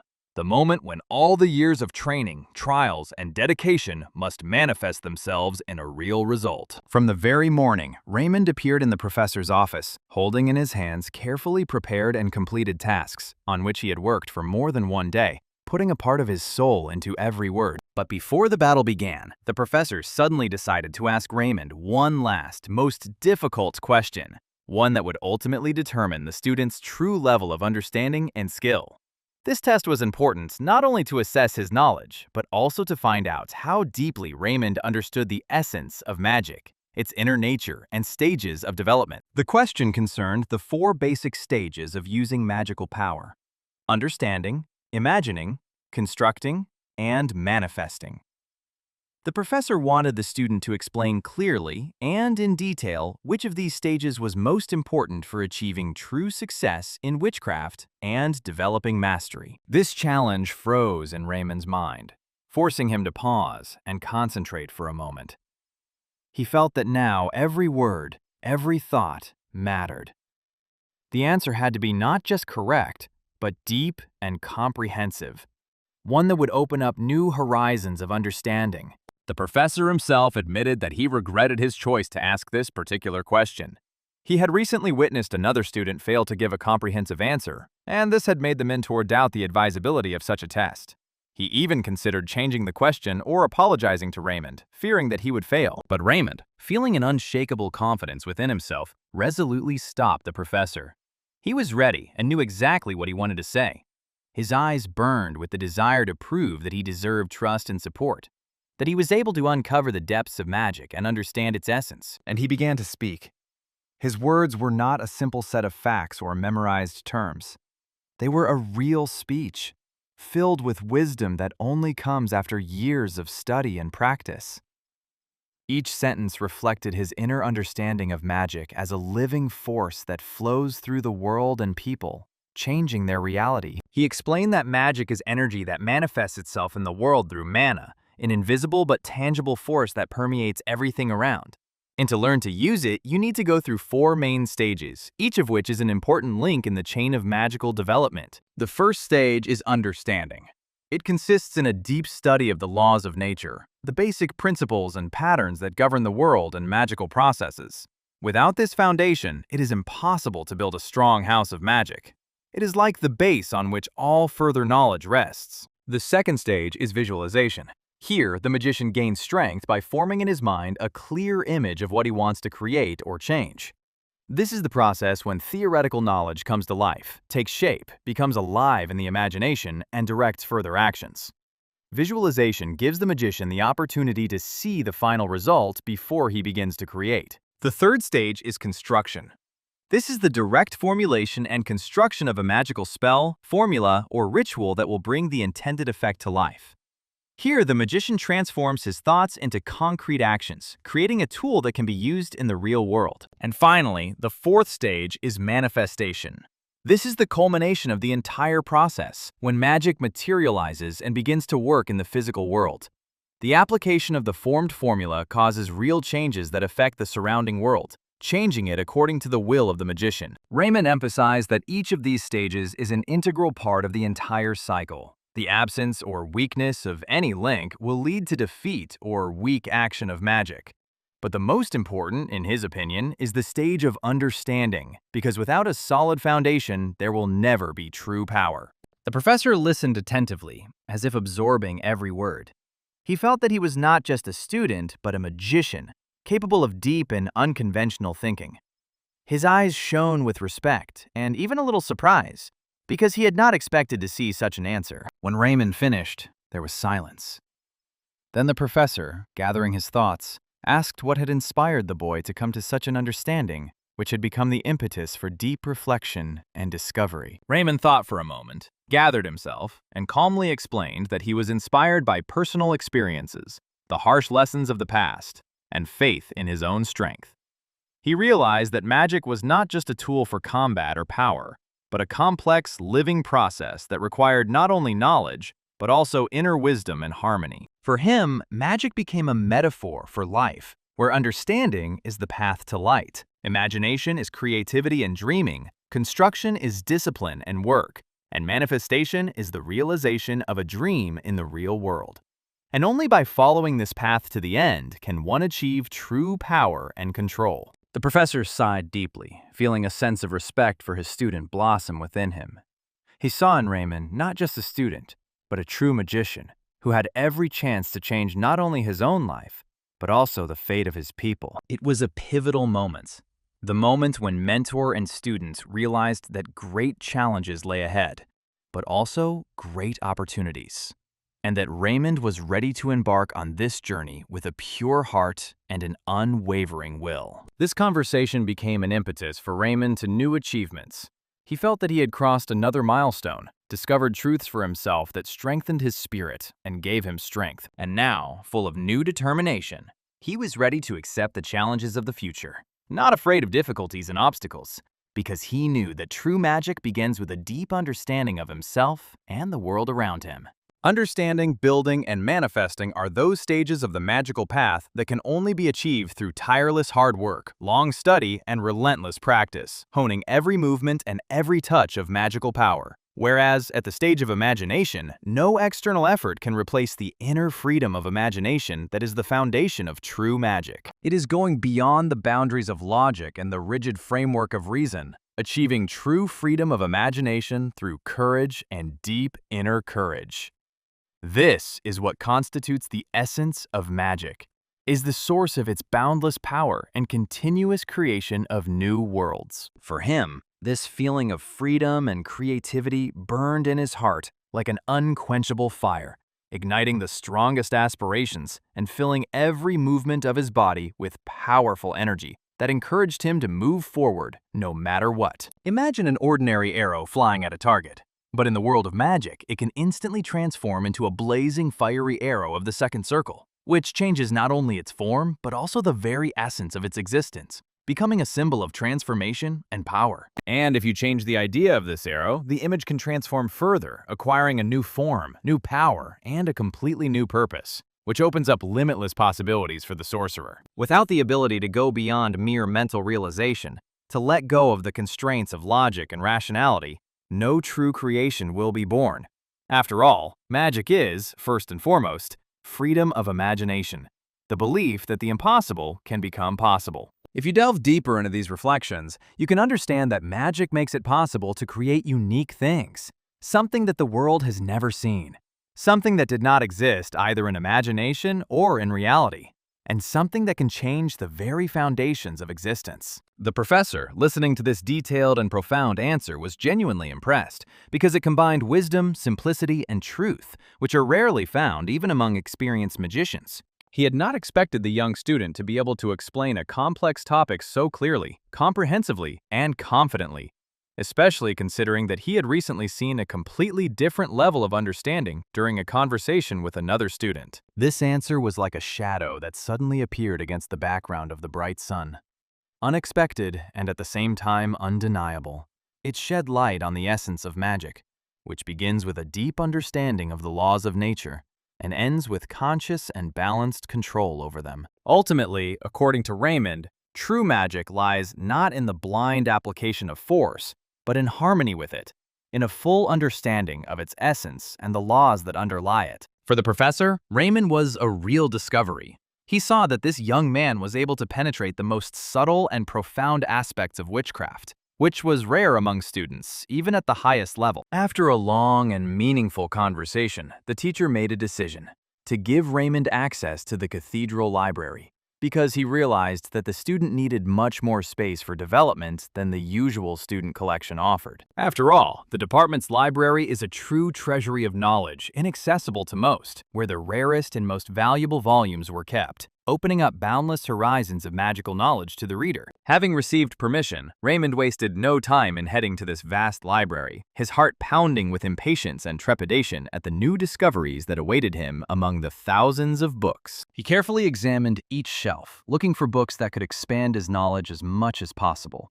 primarily in those areas that particularly interested him and in which he strove for excellence. As expected, the library was extremely large. Even the first floor was occupied by a spacious, bright hall with high shelves, where a special atmosphere of strength and wisdom reigned, inspiring respect and awe. It was obvious that this library was significantly different from the student library. There was an atmosphere of true knowledge here, imbued with the spirit of grandeur and ancient secrets waiting to be discovered. He quickly found volumes on magical ballistics and a crash course in magical botany, topics that particularly interested Raymond and in which he saw enormous potential for his development. This knowledge was invaluable to him as it opened up new horizons and allowed him to significantly increase his capabilities in magic, becoming a solid foundation for future achievements. Even more fascinating to Raymond was that these books did not contradict the established basic laws of magic, but on the contrary, they revealed and supplemented them more deeply, shedding light on subtle nuances that remained unnoticed by less experienced wizards. Suddenly, the silence in the library was broken by the soft, barely audible clatter of heels, echoing among the endless rows of ancient shelves, adding a certain mystical mystery to the room. The voice that came from behind was quiet and calm, but at the same time stern and confident. "You are holding in your hands an extremely interesting and rare book, one that is very rare in this library." Raymond looked up in surprise and couldn't believe his eyes. It seemed as if living mana was coming out of the book, pulsating and shimmering with different shades of light, filling the air with a special energy. With his body trembling with surprise, he carefully turned around, his eyes searching for someone who might speak. But behind him, it was empty, and the room remained deserted and striking in its silence. But suddenly he felt an imperceptible but very clear presence nearby, as if someone, or something, invisible but attentive, was watching his every movement and breath. A figure of incredible beauty suddenly appeared before his eyes, a graceful woman whose posture radiated confidence, and whose graceful movements spoke of years of impeccable control over strength and herself. It was she, Daria Snow White herself, the legendary sorceress whose name was known and respected throughout the country. Raymond instantly rose from his seat, his face lit up with a warm smile, and he greeted sincerely, feeling his heart fill with pride and joy at meeting this great personality. Over the years, he had sincerely admired Daria because she had reached the 8th circle of magic, a peak that only a few on the entire planet had been able to conquer. And this fact aroused his sincere admiration and respect. Despite the fact that Daria was already 80 years old, her unusually large supply of mana allowed her to maintain the striking appearance of a young and graceful lady, and her Tower of Fire was considered the best among all the red towers of France. However, Raymond could not understand what exactly had brought her here, and a slight uneasiness grew in his heart that he found it difficult to hide. Sensing his anxiety, Daria smiled softly, her eyes sparkling with warmth, and she reassured him that today she was just a simple interlocutor here, lucky to be in this temple of knowledge. With a slight playfulness, she handed him a candy on a stick, as if a small symbol of friendship and mutual understanding between mentor and student. She wondered how a young man of Raymond's stature was able to gain permission to visit this closed library, as it was a privilege only for the best and most trusted. Without hesitating for a second, Raymond explained that this was made possible by the personal order of Professor Hubert, who saw potential in him. What she heard surprised Daria quite a bit, because it was difficult for her to imagine a strict and demanding professor who would allow such a young student access to the sacred repository of knowledge. But Raymond neither denied nor argued. His words were the undeniable and sincere truth, and he saw no reason to prove anything. Now that the circumstances had cleared up, Daria looked at him carefully, noticing that he was deeply immersed in the study of something extremely valuable and rare, which elevated him above ordinary students. Her sharp, almost piercing gaze of an experienced magician instantly caught the finest detail.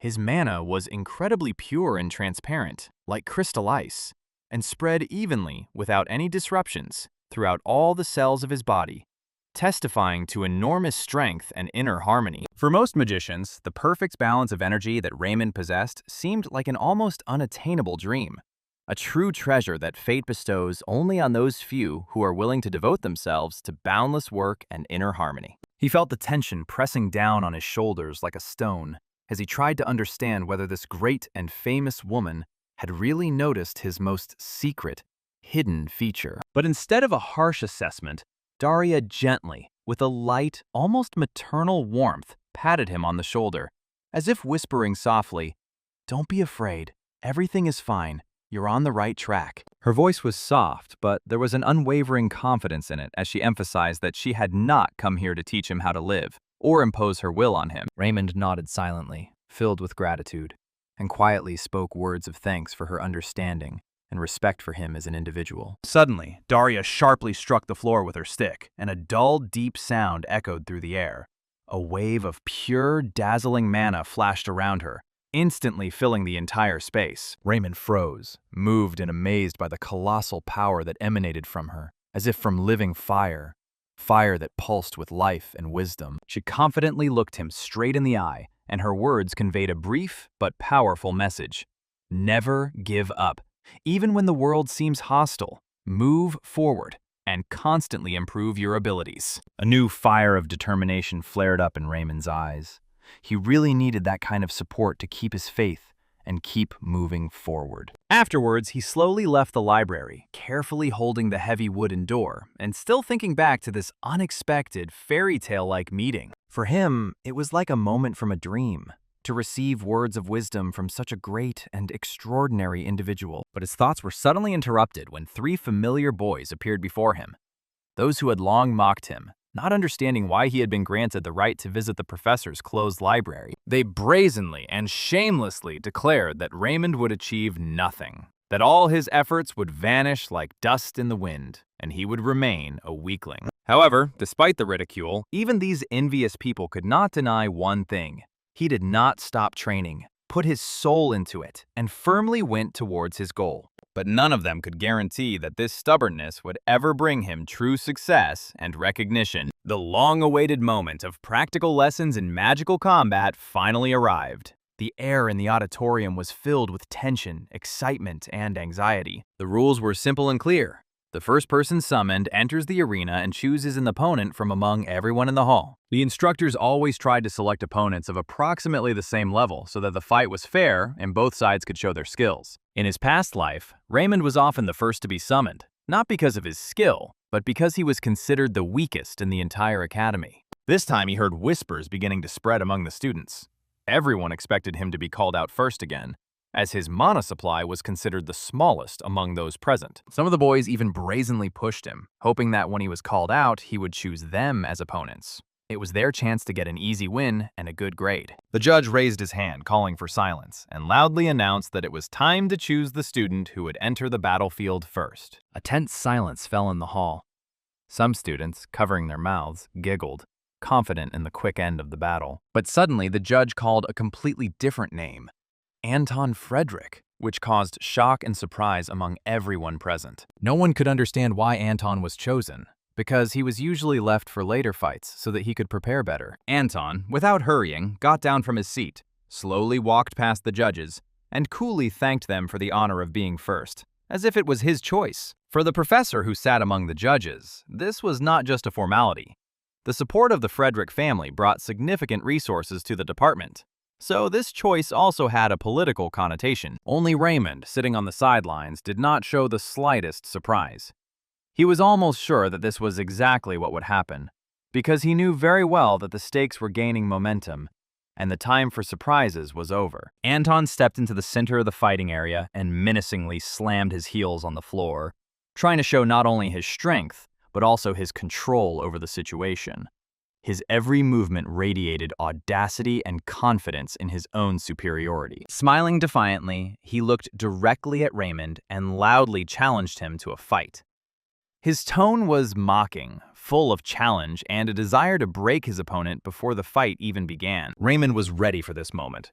There was not a shadow of doubt or fear on his face, only calm and a quiet but unwavering determination. Meanwhile, Daria Snow White entered the professor's office quietly, almost silently. Her appearance was so natural that no one would have been surprised if she were part of the very air in this room. The professor, raising his head from his papers, wrinkled his forehead slightly, remarking that next time it would be nice if she announced her visit in advance, because he had many important things to do. But Daria only smiled lightly, almost playfully, as if to say, "It's just a trifle, Professor. Sometimes you can forget the time." For her, a visit to a student, even one as unusual as Raymond, was not something extraordinary that required formal warnings. She immediately got to the point and asked why the professor had allowed a boy named Russell to use the professor's closed library. After all, such permissions were rarely granted without good reasons. The professor tensed up slightly at that moment. A thought flashed through his mind. Maybe this guy has already caused some trouble. His experience suggested that it was rare for young magicians to gain access to secret knowledge so easily. However, Daria, instead of adding to the anxiety, only smiled reassuringly and said that it was quite the opposite. It had been a long time since she had met someone so valuable, rare, and at the same time, promising. The professor nodded, confirming her words, for he could see clearly that the condition of Raymond's magical veins was exceptional. A congenital weakness that is very rare, and is usually considered a sentence for a magician. But Daria unexpectedly denied this assumption, which truly impressed the professor. He did not even expect that this guy could overcome a limit that most considered insurmountable, even with the support of mentors and magical artifacts. She firmly stated that this young man was able to independently advance to the second circle of mana, the level that distinguishes true masters from novices. The professor was momentarily confused. He didn't immediately understand what it was leading to and why it was important for their future work with Raymond. Meanwhile, the final preparations for the practical duel were underway on the battlefield. The students took their places, the spectators fell silent, and the arena shone with magical seals, creating an invisible but strong defense. Suddenly, a translucent system message window flashed before Raymond's eyes. A short but exciting challenge. If he won, he would receive a special reward. A barely noticeable smile touched his lips. This opportunity could change a lot, because the rare artifact that the winner received was usually only available to rich and influential magicians. He understood that this chance was a true gift of fate, opening the way to obtaining priceless magic crystals that could empower any magician. But Anton, standing opposite, spoke in a sharp and defiant tone, full of contempt, trying to throw his opponent off balance. With a sneer that conveyed a sense of superiority, he demanded that Raymond beg him for mercy before the fight even began, wanting not only to humiliate, but also to psychologically break the boy. However, Raymond remained calm and focused, not even trying to respond to the provocations. He did not understand what Anton wanted from him, and did not see the point in wasting words on an empty quarrel. Deep down, he already knew he would win. This certainty was reinforced by the mana that began to thicken around him in a dense, almost smoky layer, preparing him for a formidable fight. Anton, noticing this change, was momentarily confused. He couldn't believe his own eyes. Where did this young man, whom everyone considered a weakling, have such density and stability of mana? But the referee had already loudly shouted, "On position!" The fight had officially begun. Anton instantly focused the fiery mana in his right hand, forming a pulsating ball of flame that flickered and was ready to burst free. His mind could not comprehend how a boy with such weak magical potential could withstand such power. Without wasting time, Anton, with a sharp movement, released a powerful, fiery charge forward, which tore the air, leaving a trail of burning sores behind. Raymond froze for a moment at the unexpected power of this attack. Its power was much greater than he had expected. However, within a second, he quickly came to his senses, gathered all his strength, and instantly reacted to the threat, ready to confront the danger with maximum concentration. He managed to instantly create a dense and reliable magical shield that effectively absorbed and dispersed the powerful wave of burning flames, giving it no chance to cause even the slightest harm. An icy yet burning determination lit up his eyes. He was unwavering and determined not to back down, even if it meant spending the last drop of his life force. One of the instructors, an experienced mage with many years of combat experience, simply couldn't believe his eyes. Raymond had not only created the shield, but had skillfully tilted it at the perfect angle, allowing it to not only reflect, but also to dissipate the heat wave as much as possible, softening the force of the blow. This was done at the level of a true veteran combat mage. The professor, who secretly supported Anton and considered him his undisputed favorite, was deeply shocked. Even in his wildest assumptions, he could not have imagined that Raymond harbored such dangerous and rare abilities. Anton felt his strength slowly but inexorably fading, and he couldn't understand why Raymond was still holding on, as if drawing energy from an invisible source. His fire magic, which had been seething with indescribable power just a minute ago, gradually faded away, losing intensity and strength. It was at this moment that Raymond waited patiently, like a hunter waiting for his prey to weaken and become vulnerable. Concentrating to the limit of his abilities, he began to form the fiery arrow of the second circle of mana, investing maximum strength, precision, and skill into it. With incredible speed, the arrow shot out of his hand, sliced through the air like a flaming spear, and instantly took a trajectory that led straight at Anton. He did not expect such a swift counterattack and froze for a moment, struck by the unexpected speed of the attack. However, his instincts did not fail him. At the last moment, he managed to create a protective barrier in front of him, which sparkled brightly in the air like hot glass. A fiery arrow hissed into the shield, and the flames began to gradually corrode it from the inside, like raging acid. Anton could barely contain the surge of burning energy, his hands trembling from tension and effort. Looking up at Raymond, his eyes widened in shock. He simply couldn't believe what he was seeing. The boy continuously created one arrow after another, without a single pause, like a ruthless fighting machine. The arrows flew at breakneck speed, as if they were fired from the most powerful crossbow, and each carried an incredibly concentrated destructive force. The flow of attacks seemed endless, as if Raymond had a bottomless supply of mana that was constantly replenished. Everyone present, even experienced teachers, were stunned by such a spectacle, realizing that they were witnessing something truly unique and rare. The pace of his attacks was so frantic that it seemed he could create two arrows at the same time without losing accuracy. Anton, despite his shock and growing fatigue, tried to maintain a superior appearance, pretending that the situation was under his control. However, realizing that a prolonged defense was only exhausting him, he decided to put an end to it. Summoning the protective armor of the second circle of mana, he covered his body with a bright halo of flame, seeking to repel further attacks. But Raymond only smiled faintly. It was precisely this move from his opponent that he had been counting on. Anton believed that it was enough to simply hold out until the opponent ran out of mana, and then victory would fall into his hands. However, the reality turned out to be different. A powerful air vortex began to form around Raymond, rapidly growing in strength and radiance. In a matter of seconds, this whirlwind turned into a deadly projectile, which rushed towards Anton with lightning speed. He was stunned and didn't even have time to react normally because he didn't expect such a sudden change in the elements. It turned out to be a special type of wind arrow that instantly analyzed the structure of his fiery armor and tore through it like thin paper. The spectators in the stands erupted in enthusiastic cheers, debating whether this was really the same Raymond Russell they knew. Meanwhile, the referee, sensing that the climax of the fight was near, confidently walked to the center of the field, preparing to announce the decisive stage. Anton was on his knees, breathing heavily and trembling from the unbearable pain that pierced every muscle and nerve in his body, like hundreds of sharp needles digging deep into his skin. He couldn't believe his own eyes and heart. The same weak and inconspicuous magician Raymond, who had been underestimated and despised for so many years, had just dealt him a crushing, merciless defeat. But Anton had not even had time to recover from this shock when Raymond, full of indescribable, burning determination, raised his hand up, preparing to deliver the final, decisive blow that would put an end to this duel. His palm flared with bright electric sparks that crackled and flickered in the air.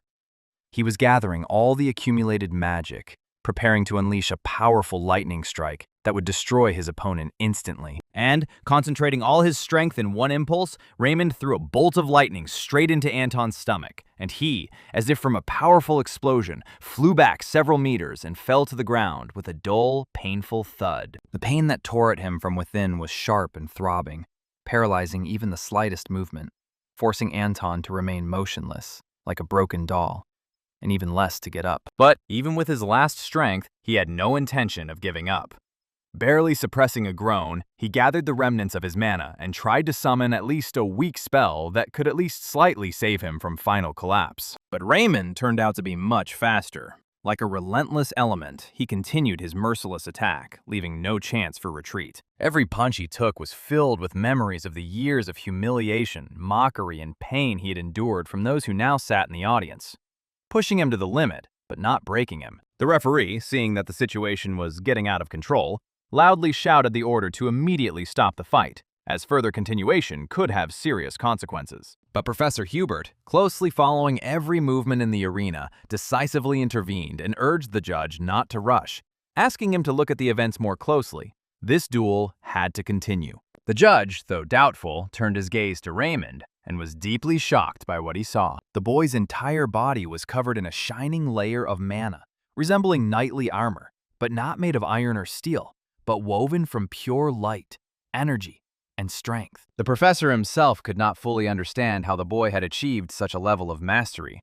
He had done it completely on his own, without the support of mentors, without any special privileges or chances of success. But he had still broken through. Raymond's eyes shone with deep pride. He had not just won the victory, he had won it with his own hands, without any help or mercy. However, rage still raged in his heart. Years of pain, humiliation, and injustice burned within him, with a fire that would not let him stop or give up. Only a few minutes passed, and Anton, exhausted and broken, was already lying unconscious on the cold, cruel ground, knocked down by the final, crushing blow. The students and teachers who witnessed this scene froze in complete amazement and silent admiration.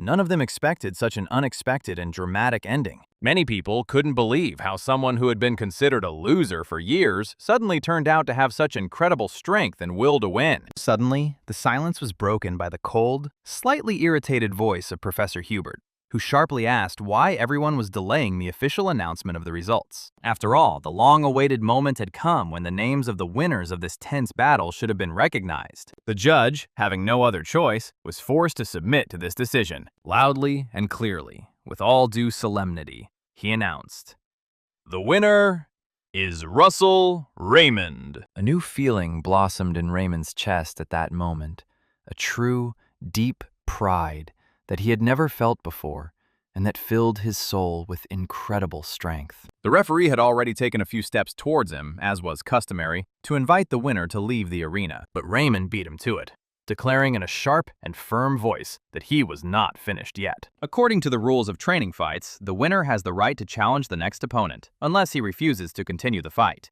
Those who had mocked and ridiculed him for years suddenly felt a cold fear run down their spines.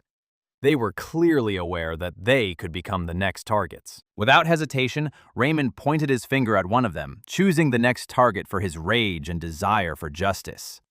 The battle continued. His goal wasn't just to win. He wanted to prove to everyone that all their bullying and humiliation had been a huge mistake, and that he was ready to go further. Much further than they could ever imagine. And while the arena was buzzing with noise and excitement after another brilliant victory, in the cozy office, the professor was looking through the records with interest and slight surprise. Raymond already had 14 victories in a row, which spoke of his incredible potential and strength. He could not hide his sincere admiration and simultaneous deep surprise at how subtly and insightfully Daria Snow White felt in him this rare and truly unique talent that distinguished him among hundreds of other students. She saw it in just one brief, almost piercing glance at Raymond, a magic filled with a purity and power that most students at the academy did not possess. On the one hand, the professor was sincerely happy about his rapid development, because he saw in it not just power, but the true potential of a great master capable of changing the course of history. But on the other hand, his mind was constantly playing with disturbing thoughts. How, in such a short time, had this guy been able to reach such incredible heights that seemed unattainable even for the most experienced magicians? It seemed like a true miracle, an almost superhuman feat that went far beyond the limits of ordinary human understanding and perception. Meanwhile, after a grueling day filled with hard training and difficult challenges, Raymond returned to his modest apartment, dreaming of finally finding peace and regaining his strength. Just then, an unexpected message awaited him, which instantly filled his heart with new, bright hope. The mission had been accomplished. A small but extremely impressive artifact appeared in his hands. A strange object that stored all the awards and achievements gained during the last trials. Slowly, with trepidation and respect, he reached inside the artifact, feeling his fingers touch something cold, mysterious, and yet full of power. When he extended his hand, his eyes widened in surprise. In his palm lay a strange, ancient map, on which were depicted many mysterious signs and symbols, beckoning with their riddles. Along with the map came a new task, a mysterious mission directly related to the unknown location marked on the map. Accomplishing this mission promised to open the way for him to the third circle of mana, a long-awaited level of power that had remained unattainable and fabulous for him in his past life. However, the map proved extremely difficult to understand. Its symbols, labels, and geographical features did not evoke any familiar images or associations. Without hesitation, Raymond decided to turn to the main source of knowledge, the professor's huge library, where the oldest and most valuable records and manuscripts were stored. It was there, among the thick, dusty volumes and creaking pages, that he hoped to find at least the slightest hint or clue to the mysterious map. First, he opened a large volume devoted to the outer territories of the Kingdom of Indamon, trying to unravel the mysteries of distant and little explored lands. The book mentioned legends about the remote, almost forgotten coast of the Empire, a place shrouded in myth, mystery, and ancient mysticism. Raymond then delved into ancient records that detailed the Outer Sea, hoping that it was there that the answer to his most important questions might lie. He worked tirelessly all day long, poring over dozens of pages, comparing maps, deciphering unknown symbols, but never finding a single concrete clue. When he finally left the library, his face reflected deep disappointment. Despite all his efforts, the mystery remained unsolved, like a distant star that he could never touch. Despite all the difficulties and obstacles, Raymond's main and unchanging goal remained one thing. He resolutely sought to reach the third circle at any cost, which symbolized for him a new stage, the opening of new horizons and incredible opportunities in life. Leaving the cool library, where he had spent several hours poring over heavy books, Raymond unexpectedly met the gaze of other students, whose reactions were mixed. Some looked at him with fear, some with obvious envy, and some with a cold, piercing hostility that seemed to penetrate through the skin. At that moment, he felt deep in his heart. The cruel mockery and ridicule that had previously haunted him had finally receded, although the wounds remained, reminding him of the past. Yet even within the walls of this venerable academy, he still felt alien and separated from others. With an inner pain that haunted him and seemed to drag him into the darkness of loneliness. It was at this difficult moment, when it seemed that he was on the verge of despair, that his heart was touched by a warm, gentle, and benevolent voice that seemed to radiate light, hope, and support that could change everything. It was the professor, a man who had long noticed him among the many other students and who never passed by, always finding time to pay attention, listen, and offer sincere support. This time, he invited Raymond into his office, wanting to talk to him in a friendly, informal way, like an old friend. The professor was the only person who looked at him not with judgment, but with a sincere, warm smile, full of compassion, faith in his potential, and an unwavering hope that fueled Raymond and gave him the strength to move forward no matter what. That is why the boy always happily accepted the professor's invitation, because in that cozy office, he could be himself, without fear of being judged or rejected, and open up without fear. That time, they sat together in the soft light of the lamp that gently enveloped the walls of the study to discuss what awaited Raymond in the near future, especially the summer vacation, which was getting closer and closer, and filling his thoughts with anticipation. The professor asked if Raymond had any specific plans for the summer, whether he was just going to relax, engage in self-development, or perhaps join some interesting activities that would help him forge his own path in magic. At first glance, it seemed that the guy had no definite plans or responsibilities. He was silent, as if pondering deep within himself, trying to find the right words, or simply hiding his true intentions. Then the teacher, smiling slightly, offered him a unique opportunity to join an important research project, which he himself had been working on for a long time, and which could be a great start for Raymond's future career, opening up new prospects and connections for him. The professor assured that if the young man could cope well with all the tasks, his name would be included in the list of authors of the scientific work, immediately after the name of the supervisor, and this was a great honor and a chance to declare himself to the entire academic community. However, suddenly Raymond's gaze accidentally fell on a bright magazine lying on the professor's desk, and on its cover an incredible, mesmerizing blue lagoon shone, as if alive, calling and luring him into a world of the unknown, full of mysteries and adventures. At that very moment, an unshakable determination ripened in his soul. He made an important and conscious decision for himself. This is exactly the place he wants to go this summer, and he already knows what he will do in the coming months, leaving behind scientific projects and the usual path. The professor, noticing this, turned to him again, curiously asking what he thought about the project and whether he was ready to join the work, hoping to convince his student. However, Raymond, a little embarrassed and slightly nervous, politely but firmly refused this offer, without immediately explaining the real reasons. He understood that this refusal might seem unexpected. After all, he had other, more personal plans that he didn't want to reveal right now, but which were extremely important and meaningful to him, like a call from the soul. This refusal confused the professor a little, because earlier the guy had said that he was free and had no other obligations or plans for the summer. And this surprise caused him a little excitement. But Raymond did not go into details, leaving this question unanswered. His heart and thoughts were completely occupied with the dream of visiting the same mysterious place that he saw on the cover of the magazine. And this dream burned with a bright flame. He already recognized this familiar place well, which had a special meaning for him, as if it were a symbol of hope, future discoveries, and new beginnings in life that he so desired. These were the Maldives, a paradise on earth, where blue, transparent water gently meets the endless sky, and a warm sea breeze envelops everything around, giving a feeling of absolute harmony and freedom. The next morning, before the first rays of the sun, Raymond set out on a long and adventurous journey, filled with hope, determination, and a thirst for new knowledge that awaited him ahead. Opening the window of his vehicle, he took a deep breath of fresh, sea-scented air, which filled his lungs with a feeling of true freedom, one he hadn't known in a long time and had missed so much. At that moment, he felt an incredible peace and joy that had not visited his soul for a long time, as if a heavy burden had finally been lifted from his shoulders and the world had opened up new horizons. However, he understood that a long and difficult path lay ahead of him, and before moving on, he needed to replenish his strength,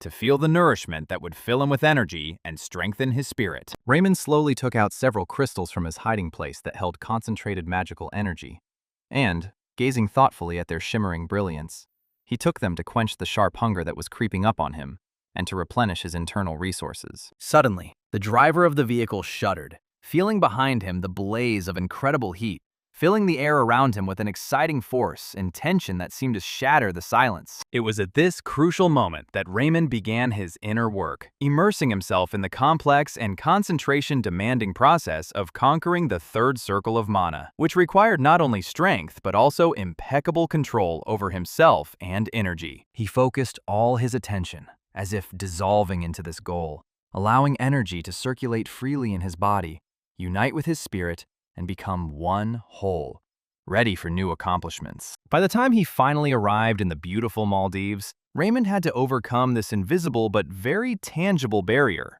a boundary that had become a real obstacle to new knowledge and incredible powers.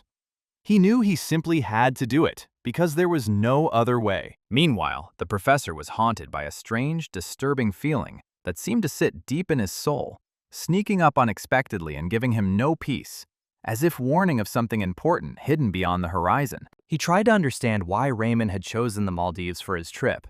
What was so special and extraordinary that this young man, who had so much hidden potential and determination, was looking for there? However, deep down, the professor clearly felt that this decision was the right one, and that behind it stood something extremely important and fateful, something that would change the course of events, and perhaps even his own fate. After all, it was on these paradise islands, where the smoothness of the sea merges with the endless sky, that the fiery lady Daria lived, a strong, mysterious, and wise magical personality whom Raymond fervently sought to reach, seeking answers and inspiration. As the first morning star gently shone over the endless turquoise waters of the Maldives, Daria Snow White enjoyed a brief but much-needed break.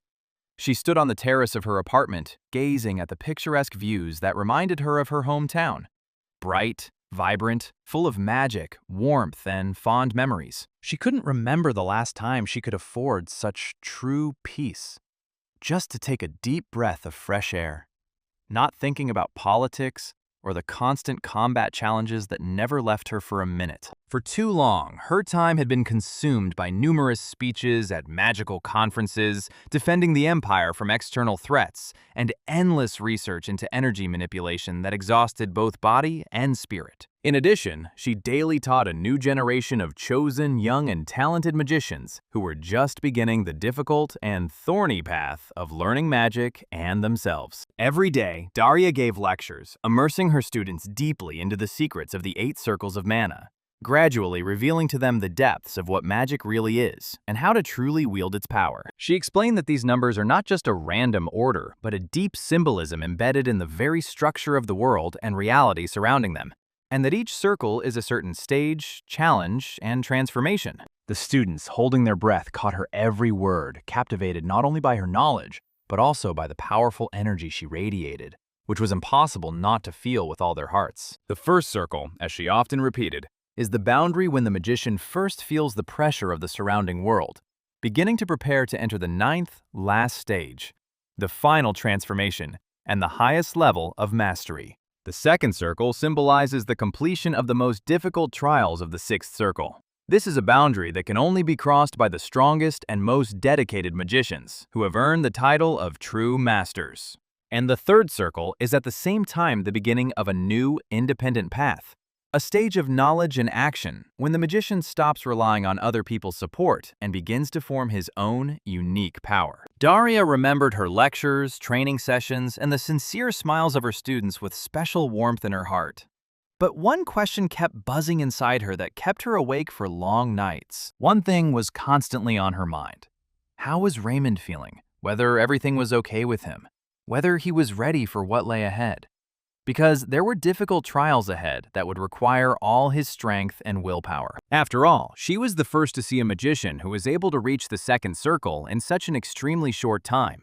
It was almost unheard of and aroused sincere admiration and respect. It was at this fateful moment that Raymond had already arrived in the Maldives, standing on the threshold of new adventures and difficult trials that were to completely change his life. The driver who met him at the scene could not hide his surprise, because the young man was in no hurry to get out of the cart. It seemed that he did not have the strength to do it right away. Opening the door, the driver froze in place. What suddenly opened before his eyes genuinely shocked even the experienced man, who did not expect to see such a state in the young magician. Raymond lay exhausted, his body barely obeying his will.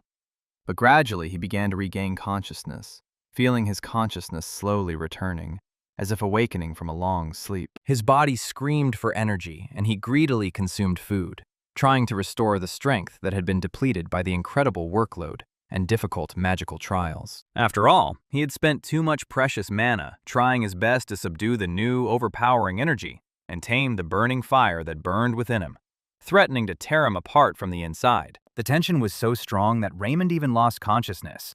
This unexpected moment frightened not only him, but also the driver, who watched him with anxiety and deep concern. But despite everything, Raymond himself felt deep satisfaction. He had done everything he had planned, and this filled him with inner strength, confidence, and unwavering faith in his own abilities. His will was unwavering, unbreakable, like a rock, and he firmly intended to move forward, not allowing fear or doubt to stop him on this difficult yet exciting path. If he managed to conquer the third circle of mana, then all subsequent challenges, no matter how severe and ruthless they may be, will also be within his power. In just a few months of hard work, Raymond achieved what other magicians could only dream of in years: painstaking training, exhausting efforts, and relentless self-improvement. But even that wasn't enough. His goal lay much further, beyond the usual, more ambitious and larger than anything he could have imagined before. It was not for nothing that fate gave him a second chance. A unique opportunity to correct the mistakes of the past, rewrite the story of his own life, and become what he had always dreamed of being. However, despite all his determination and strength of spirit, he still did not fully understand where he should go next, what path to choose in this vast world with so many unknowns. Suddenly, he heard the voices of tourists and the enthusiastic tone of the tour guide, who told vivid stories about the ancient city, which aroused his curiosity. Raymond quietly joined the group, eager to listen further. The tour guide told with a lively light in his voice how, according to ancient legends, Pompeii was once a simple rock that was destined to become a volcano, but something strange happened. It was in this very place that mythical creatures appeared, forever changing the course of events and the nature of the land. Raymond instantly understood. It was probably the presence of the majestic dragon that radically changed this land, giving it new strength and mystery. In his world, only one creature could have such power: the great ancient red dragon, a symbol of strength, wisdom, and unbreakable will. And it was this dragon that he was looking for, the source of his strength and inspiration, that helped him move forward. But instead of listening to the story to the end, Raymond quietly and imperceptibly disappeared from the group, leaving behind only a faint trace in the warm rays of the sun. He disappeared among the tall palm trees and soft, warm sand, and no one even noticed how the silent boy, searching for his own path, had disappeared. Tourists didn't mention him. He remained a shadow, an invisible backdrop for the noisy and cheerful company. The reason he returned here was special and profound. It was on this land that his rapid and extremely rapid development began, born of a multitude of difficult missions and dangerous trials. He felt that all of this was closely connected to the dragon, the source of his strength, his powerful inspiration, and the fire in his heart. This thought filled him with gratitude, and he intended to personally thank this magnificent creature for the second chance given by fate. Suddenly, the map he was holding tightly in his hands began to slowly crumble into small, shining golden particles, as if coming to life in his palm. From these particles burst forth a bright, almost blinding mana, flowing through the air like a living element, its fiery light dancing and shimmering, attracting the eye. It condensed into a small drop that glowed like the most precious jewel, radiating warmth and strength. The drop hung in the air and slowly floated in a certain direction, like a living guide, inviting Raymond to follow it. Raymond instantly understood. This was a sign, his guiding light, pointing the way to the next goal and a new discovery. And this path led to a majestic waterfall, hidden among dense tropical greenery, which seemed to hide secrets and answers to all questions. His logic suggested you need to carefully bypass the waterfall without taking unnecessary risks and continue on, carefully listening to your inner feeling and the voice of your heart. He did not want to waste another second because every moment was worth its weight in gold. Therefore, his choice was quick and unquestionable. He firmly decided to overcome this obstacle without stopping or hesitating for a moment. Using the powerful force of the wind, he concentrated and created a veritable tunnel of air that cut unhindered through the thick and impenetrable wall of water, like a sharp sword cutting through the fog. Then he resolutely jumped inside, without hesitation for a second, completely trusting himself and his strength. On the other side, a huge cave opened up before him, filled with incredible heat and a strange, almost mystical glow. Perhaps it was molten lava, pulsating with bright streams of light, creating the feeling of a living element. The system warned him. This location is only for those who have reached the third circle, and this is a strict restriction that only the bravest can overcome. But despite the silence and the absence of any signs of danger, Raymond felt no threat. No sounds of distant monsters, no insidious traps, not even a faint whiff of danger that might warn of a possible threat. Everything around him seemed calm, as if nature itself had frozen in anticipation of something incomprehensible. Step by step, he moved confidently forward, peering intently into every corner of the mysterious cave. Tall stone columns towered above him, like silent giants, holding up the vast roof of the cave with unwavering wisdom. Their massive bodies were covered with cracks and ancient symbols that told stories of forgotten times and the powerful magicians who had once walked here. Raymond slowly touched one of the columns, feeling the coldness of the stone, which seemed to absorb all the antiquity and power of this place. Running his fingers over its surface, he pondered thoughtfully. How many centuries had they stood here, silent witnesses to the endless events that had taken place here? How many travelers and warriors had crossed this threshold? Suddenly, out of the corner of his eye, he caught a faint movement, glimpses of strange light flickering in the shadows between the columns. This flickering glow seemed to beckon him to something unknown, hidden deep in the darkness. Looking back, he saw the Golden Gate, majestic, massive, framed by intricate patterns and luxurious carvings. They looked as if time had stopped here. In front of the gate stood two indomitable guards. Their gazes were watchful and stern, as if they had seen everything that was happening around and would not allow any trespassers to enter. Without the slightest fear, with the awareness of his own strength and confidence, Raymond moved forward, his steps clear and decisive, like the blow of a hammer on the anvil of fate. With each step, the atmosphere became more and more tense. Even the air seemed to constrict around him, and the cave itself held its breath, preparing for something unknown and perhaps terrifying. And suddenly, behind him, he felt a powerful, dense mass of mana, piercing the air with its terrifying energy. It was so dense that it seemed as if the darkness itself had come to life and threatened to devour him at any moment. Raymond remembered for a moment that he had never been so careless, even in the most brutal of times, when he was a mercenary and every step could be his last. The greatest danger lies in the calm before the storm, and he knew this better than anyone else. After all, when there is no noise, monsters, or any sounds, it can only mean one thing. You have stepped into predator territory, where the threat lurks in silence, and just one mistake can cost you your life. Looking back, Raymond saw a huge Komodo lizard, its skin glistening as if carved from stone, its eyes glittering as if it were watching his every move. Its powerful jaws slowly opened, revealing rows of razor-sharp teeth. The monster gave him no time to think. With lightning speed, it rushed into the attack, like a deadly shadow obscuring the light. But Raymond was ready. His reaction worked instantly, like lightning, and he had time to react, preventing the monster from seizing the initiative. He jumped sharply to the side, avoiding the fatal blow that could have ended his life in an instant. He felt adrenaline pulsing through his veins, every nerve in his body tense to the limit. Before him stood a creature that only 2 full squads of elite mercenaries, united in mortal combat, could handle. Its strength, speed, and endurance were extraordinary. At that moment, Raymond realized that the fight would be unequal and merciless, and the best thing he could do was run for his life. Without time to think, he instantly decided to use the Awakening the Mummy spell, a complex and cunning technique that was supposed to distract the monster and give it a chance to escape. At the same time, he began to prepare the Lightning Bolt spell. He clenched his fingers, gathering all his internal energy, filling his palm with concentrated power, ready to explode at any moment. The lizard noticed the movement, and with its mouth open, pounced on him again, leaving no chance for error or retreat. But Raymond was ready. The arrow's energy pulsed in his hand, ready to explode and destroy the threat. He cast a spell.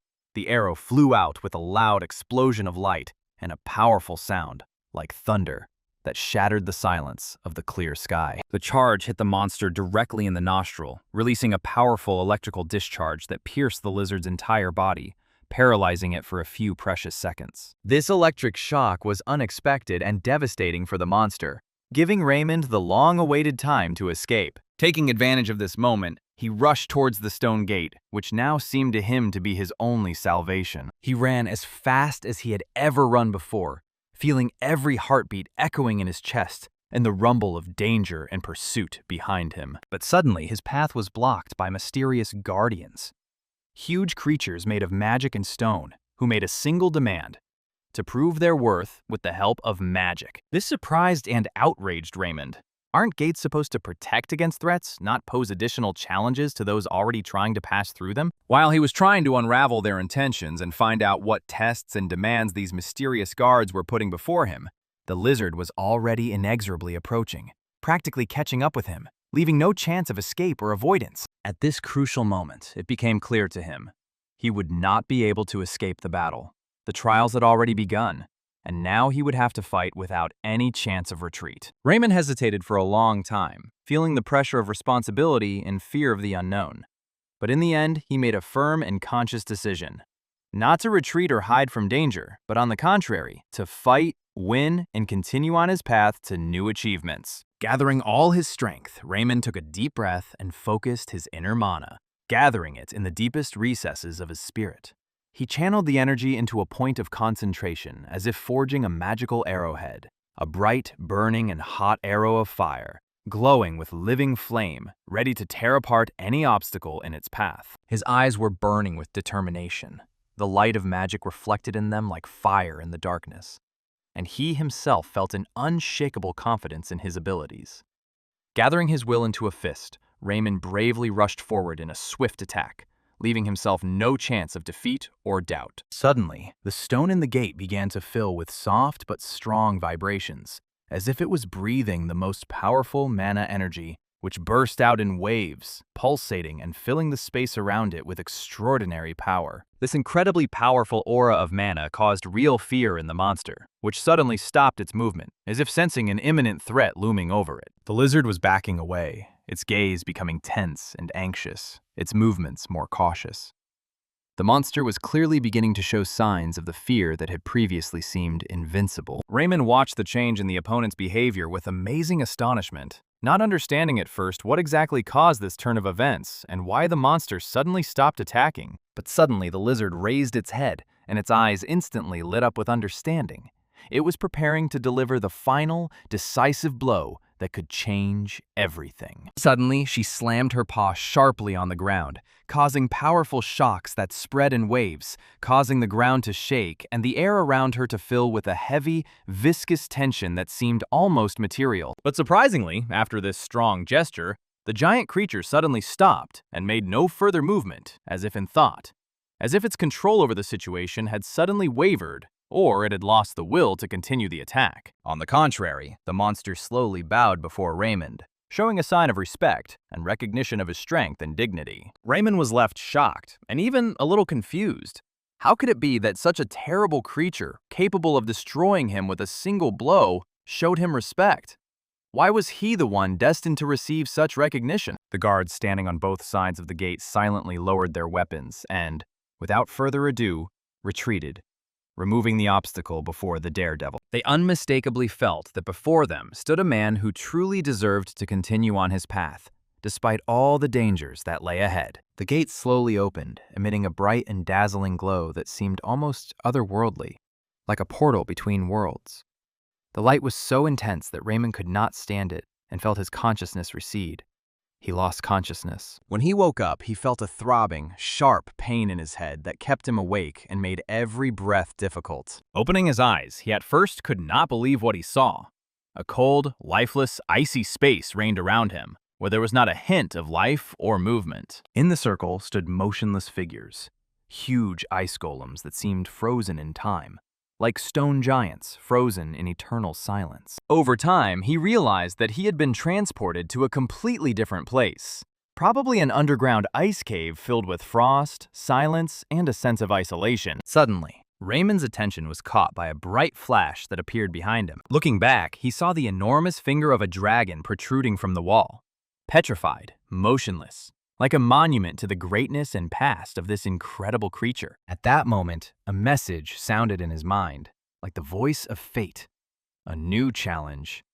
To defeat the ice golems using only fire. Another difficult task lay ahead. To destroy these cold, unyielding monsters using only fire magic, without any other means or assistance. Raymond looked around in horror, noticing how the ice golem figures began to slowly move and come back to life. One by one, these massive creatures came to life, ready to engage in mortal combat. Fear awoke in his soul. How could he, alone, face so many enemies who seemed almost invincible? However, he gathered all his mana into his palm, feeling the power pulsate and build up within him, as if charging his will and determination. Although his body was on the verge of exhaustion, his spirit remained unwavering.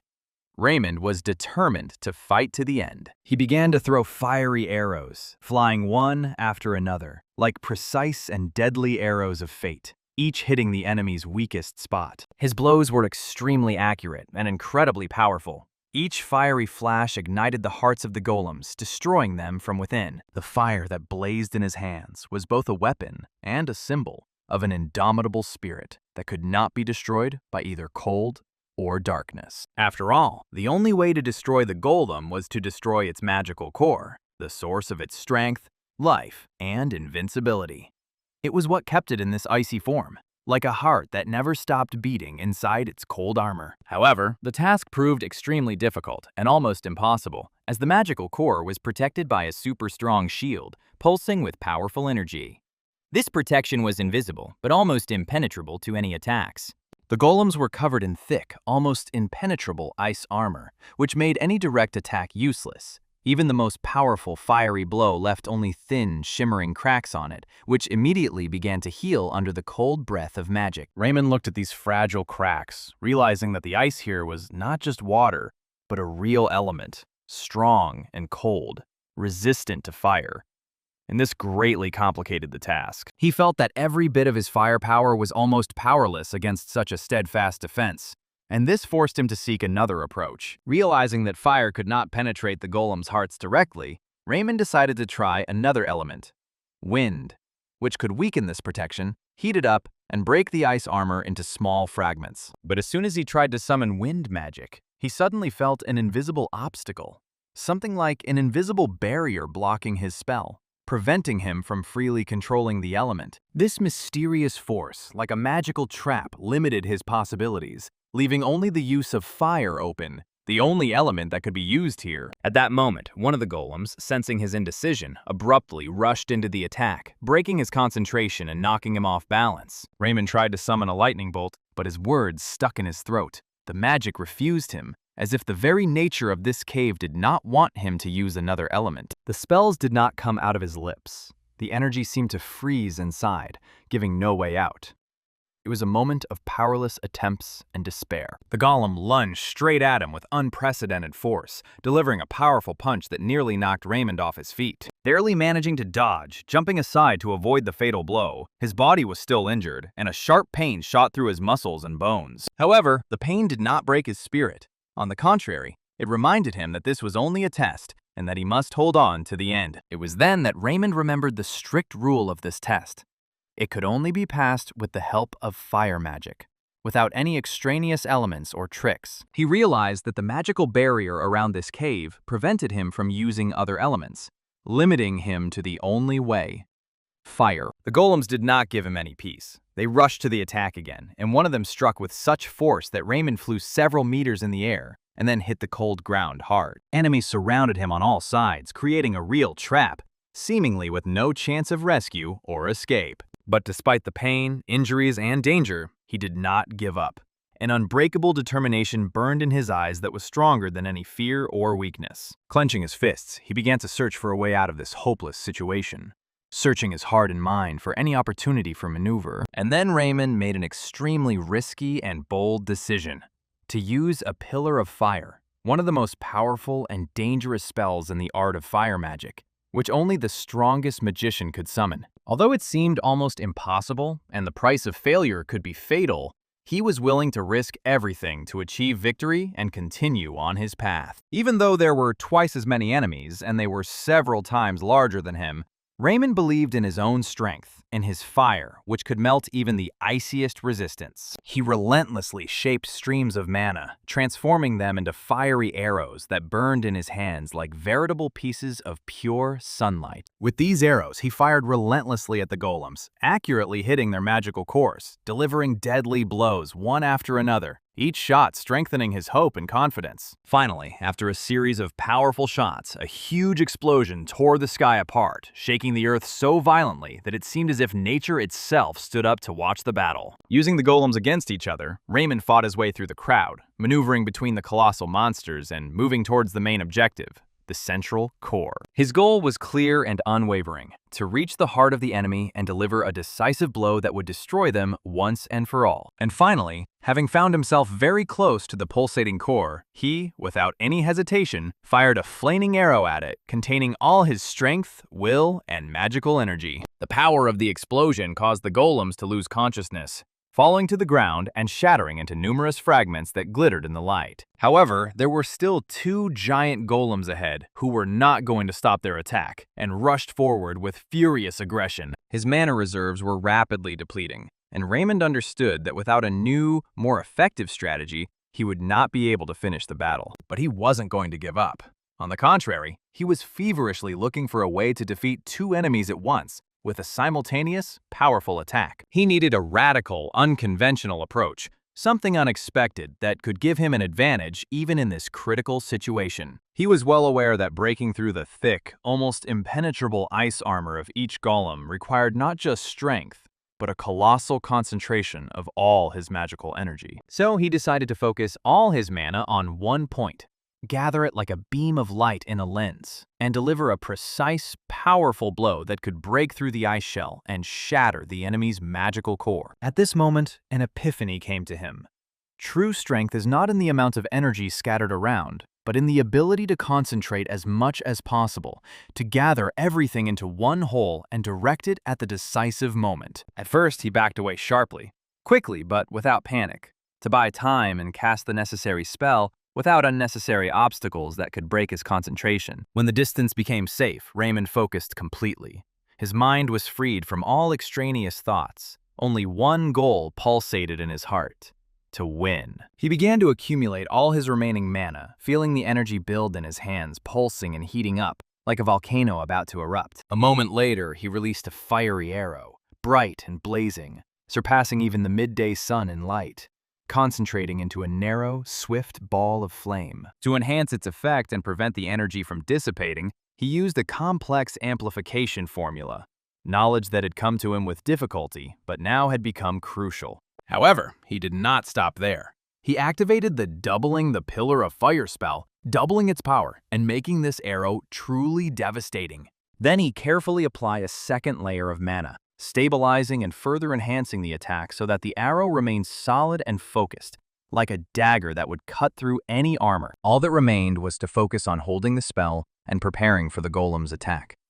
If he could combine all this power, there would be a chance to destroy both enemies at once. The final step was the creation of the energy compression formula, a technique that allowed for the compression of enormous power into a tiny but deadly charge. He began to shape it in his palms, feeling how every second brought him closer to the limit. After all, every moment was a matter of life and death. His body began to tremble from the tension, pain piercing every muscle like a burning knife. He had never before expended so much magical power at once, and it was incredibly exhausting. And it was at this most critical moment that one of the golems suddenly lunged at him, its massive arms swinging out, preparing a devastating blow capable of crushing a man. Raymond, gathering all his will into a fist, was not afraid, but shouted with all his might, trying to squeeze his mana even faster, There was catastrophically little time left. My heart was pounding wildly in my chest, blood pulsating in my veins like hot lava about to burst out. And he succeeded. The blow of the flaming arrow pierced the golem at the last moment, stopping its devastating swing and knocking it off course. Moreover, part of the force hit another golem standing nearby, hitting its magic core and damaging its armor. Large holes formed in their chests, where the magic cores had been, and their massive bodies began to fall to the ground, scattering into icy rubble and shards of stone. Raymond could not believe his eyes. He had really managed to break through the defenses of these powerful creatures. He not only won, but also reached new depths of magical art, going far beyond what he had previously thought possible. His understanding of fire magic has deepened significantly, opening the way to new possibilities and ways to use the force. And suddenly, he felt a new, powerful force begin to flow through him, close to the magic of the fifth circle, which he had only heard about in legends. As soon as he gripped the spear-like magic core in his palm, his mana began to rapidly drain, as if the energy was being torn into numerous pieces, leaving his body on the verge of exhaustion. However, instead of waiting and complaining about his strength, he made a firm, decisive decision to act first, to attack while the enemy was weak. Instantly gathering himself, he rushed into a decisive attack on the last golems, without wasting a second, giving himself completely to the battle. His gaze burned with unwavering determination. He knew that this test must be passed at all costs, even if it meant paying the ultimate price. The golems fell one after another, like mighty trees falling, their gigantic bodies crashing loudly against the ground, and icy rubble flying in all directions. However, it seemed that their ranks were endless, that the offensive would still continue, and there would be no victory. Gathering all his attention and strength, Raymond counted. 4 more golems remained ahead. 4 more trials that had to be overcome. The merciless attack resumed, blow after blow, and all that remained of the mighty creatures were fragments of icy stone, flying in all directions. Only 2 enemies remained, and they rushed into a final fierce battle, ready to use all their strength to destroy him. His strength was almost exhausted. His body was exhausted.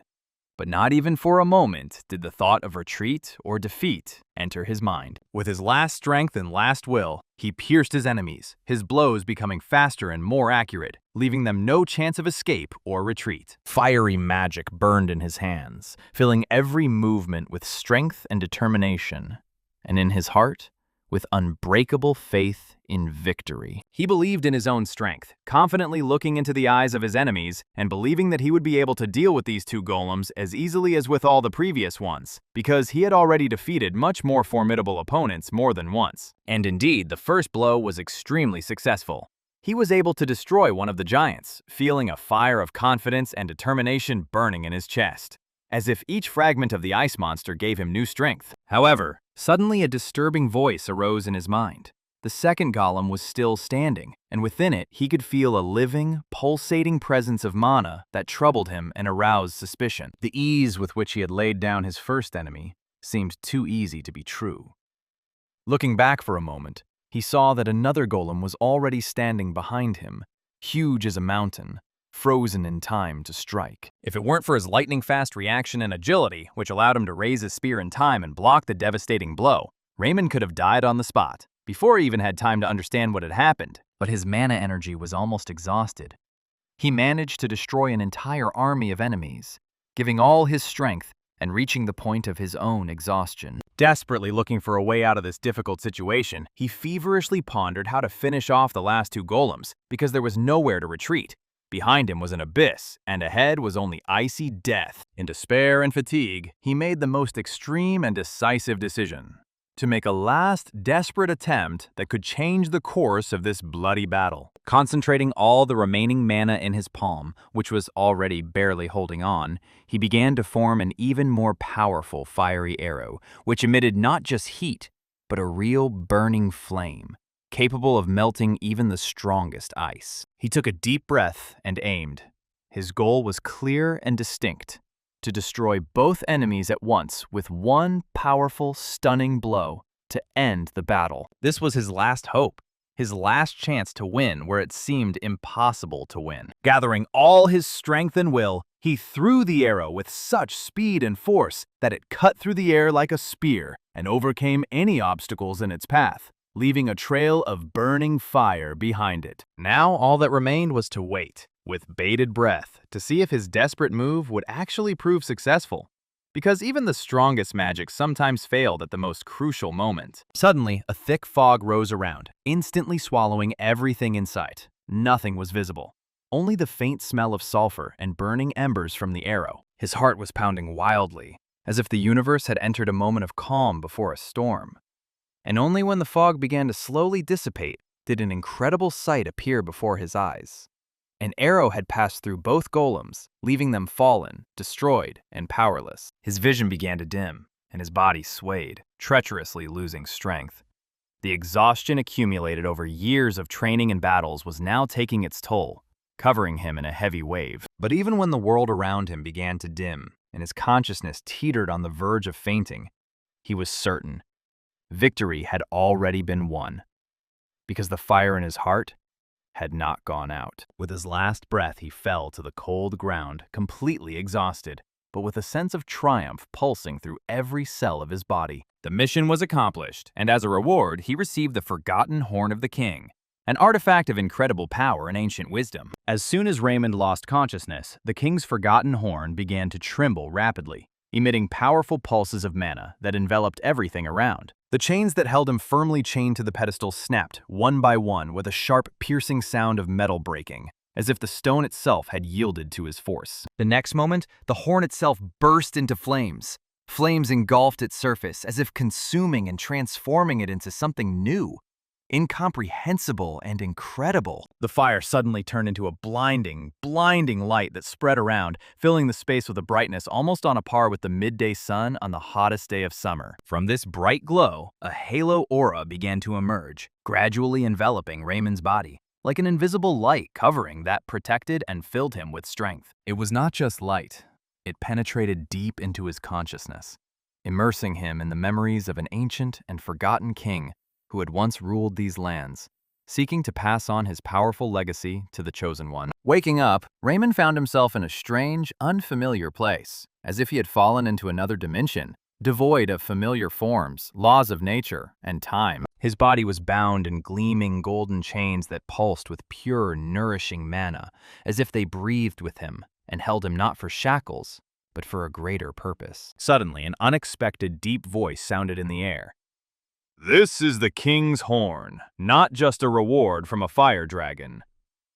Raymond raised his eyebrows in surprise and was a little disappointed, because outwardly it looked like an ordinary artifact, not a grand trophy. But the voice continued, as if reading his thoughts, explaining that he was the one who had passed the trial by fire, and had attained the mindset of a sacred being, which was far more than mere strength. These words seemed to echo directly in his head, creating a weight and pressure in his mind so powerful that he felt as if he might lose touch with reality. The voice announced that it was granting him a fragment of the essence of the king himself, a priceless gift that combined power, wisdom, and responsibility. And suddenly, this fragment began to gradually materialize, slowly and inevitably heading towards Raymond's stomach, like an invisible arrow penetrating deep inside, awakening a new power. The penetration of the magical fragment into Raymond's body was accompanied by unbearable pain that seemed boundless and deep, as if his very flesh and bones were resisting an unknown,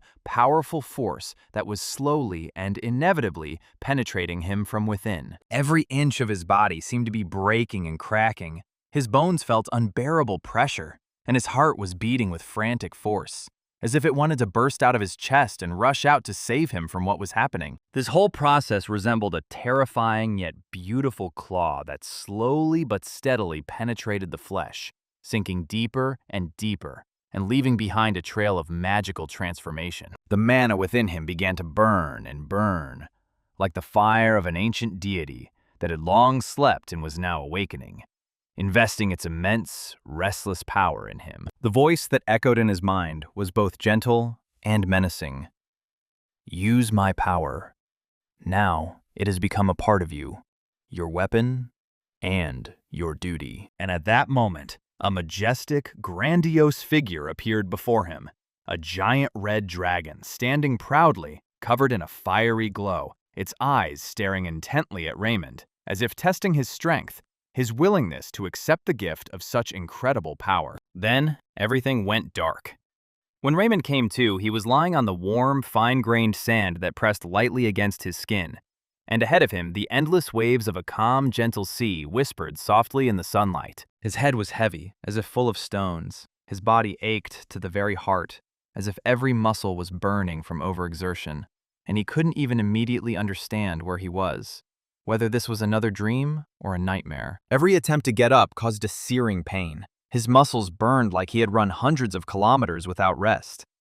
Barely lifting his head, he realized with surprise that he was in the Maldives, among endless turquoise waters, a gentle breeze, and warm, gentle, sunny weather that enveloped him like the embrace of an old friend. Touching his cold forehead, trying to remember what exactly had happened, he looked around in confusion, trying to find some answer in this idyllic beauty. Suddenly, bright, almost transparent magical messages began to appear before his eyes, as if in a game, announcing his great success. You have successfully increased your level of mastery of the fire element. The assigned mission has been completed. New opportunities have opened up. Clenching his fist, he ran his hand over his skin, feeling how much mana was still left in his body.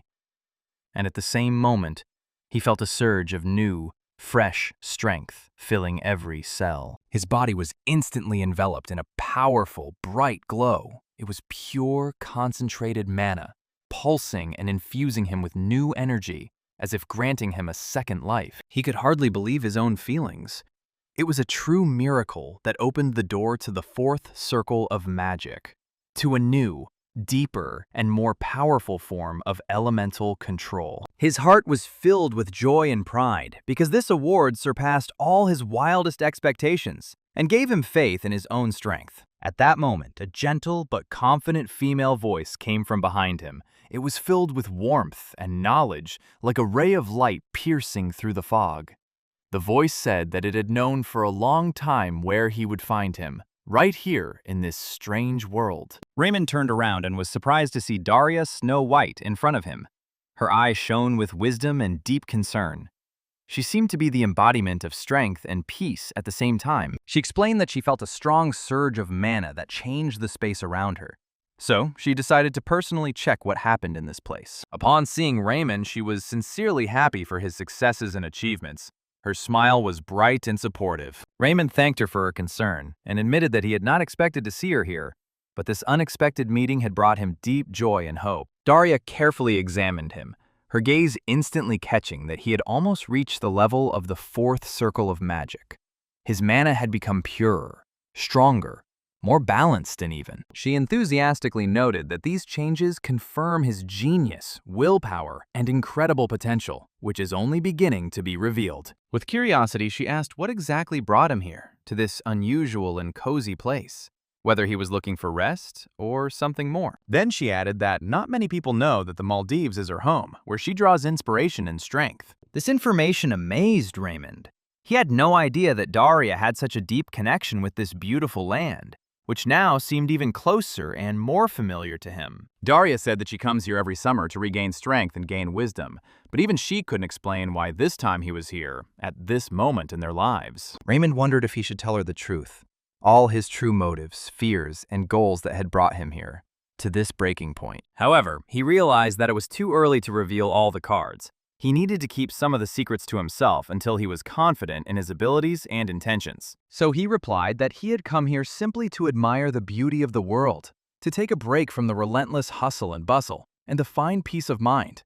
Although in his heart, he felt more than just a desire for rest. Daria thought for a moment, as if testing his words, and then suddenly announced that she wanted to test his abilities in practice.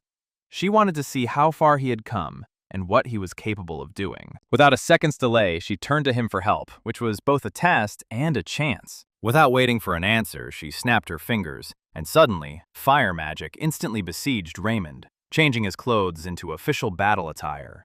Strong, shiny, with runes of power glowing with a soft red light that resembled the flames of living fire. It was a truly incredible sight.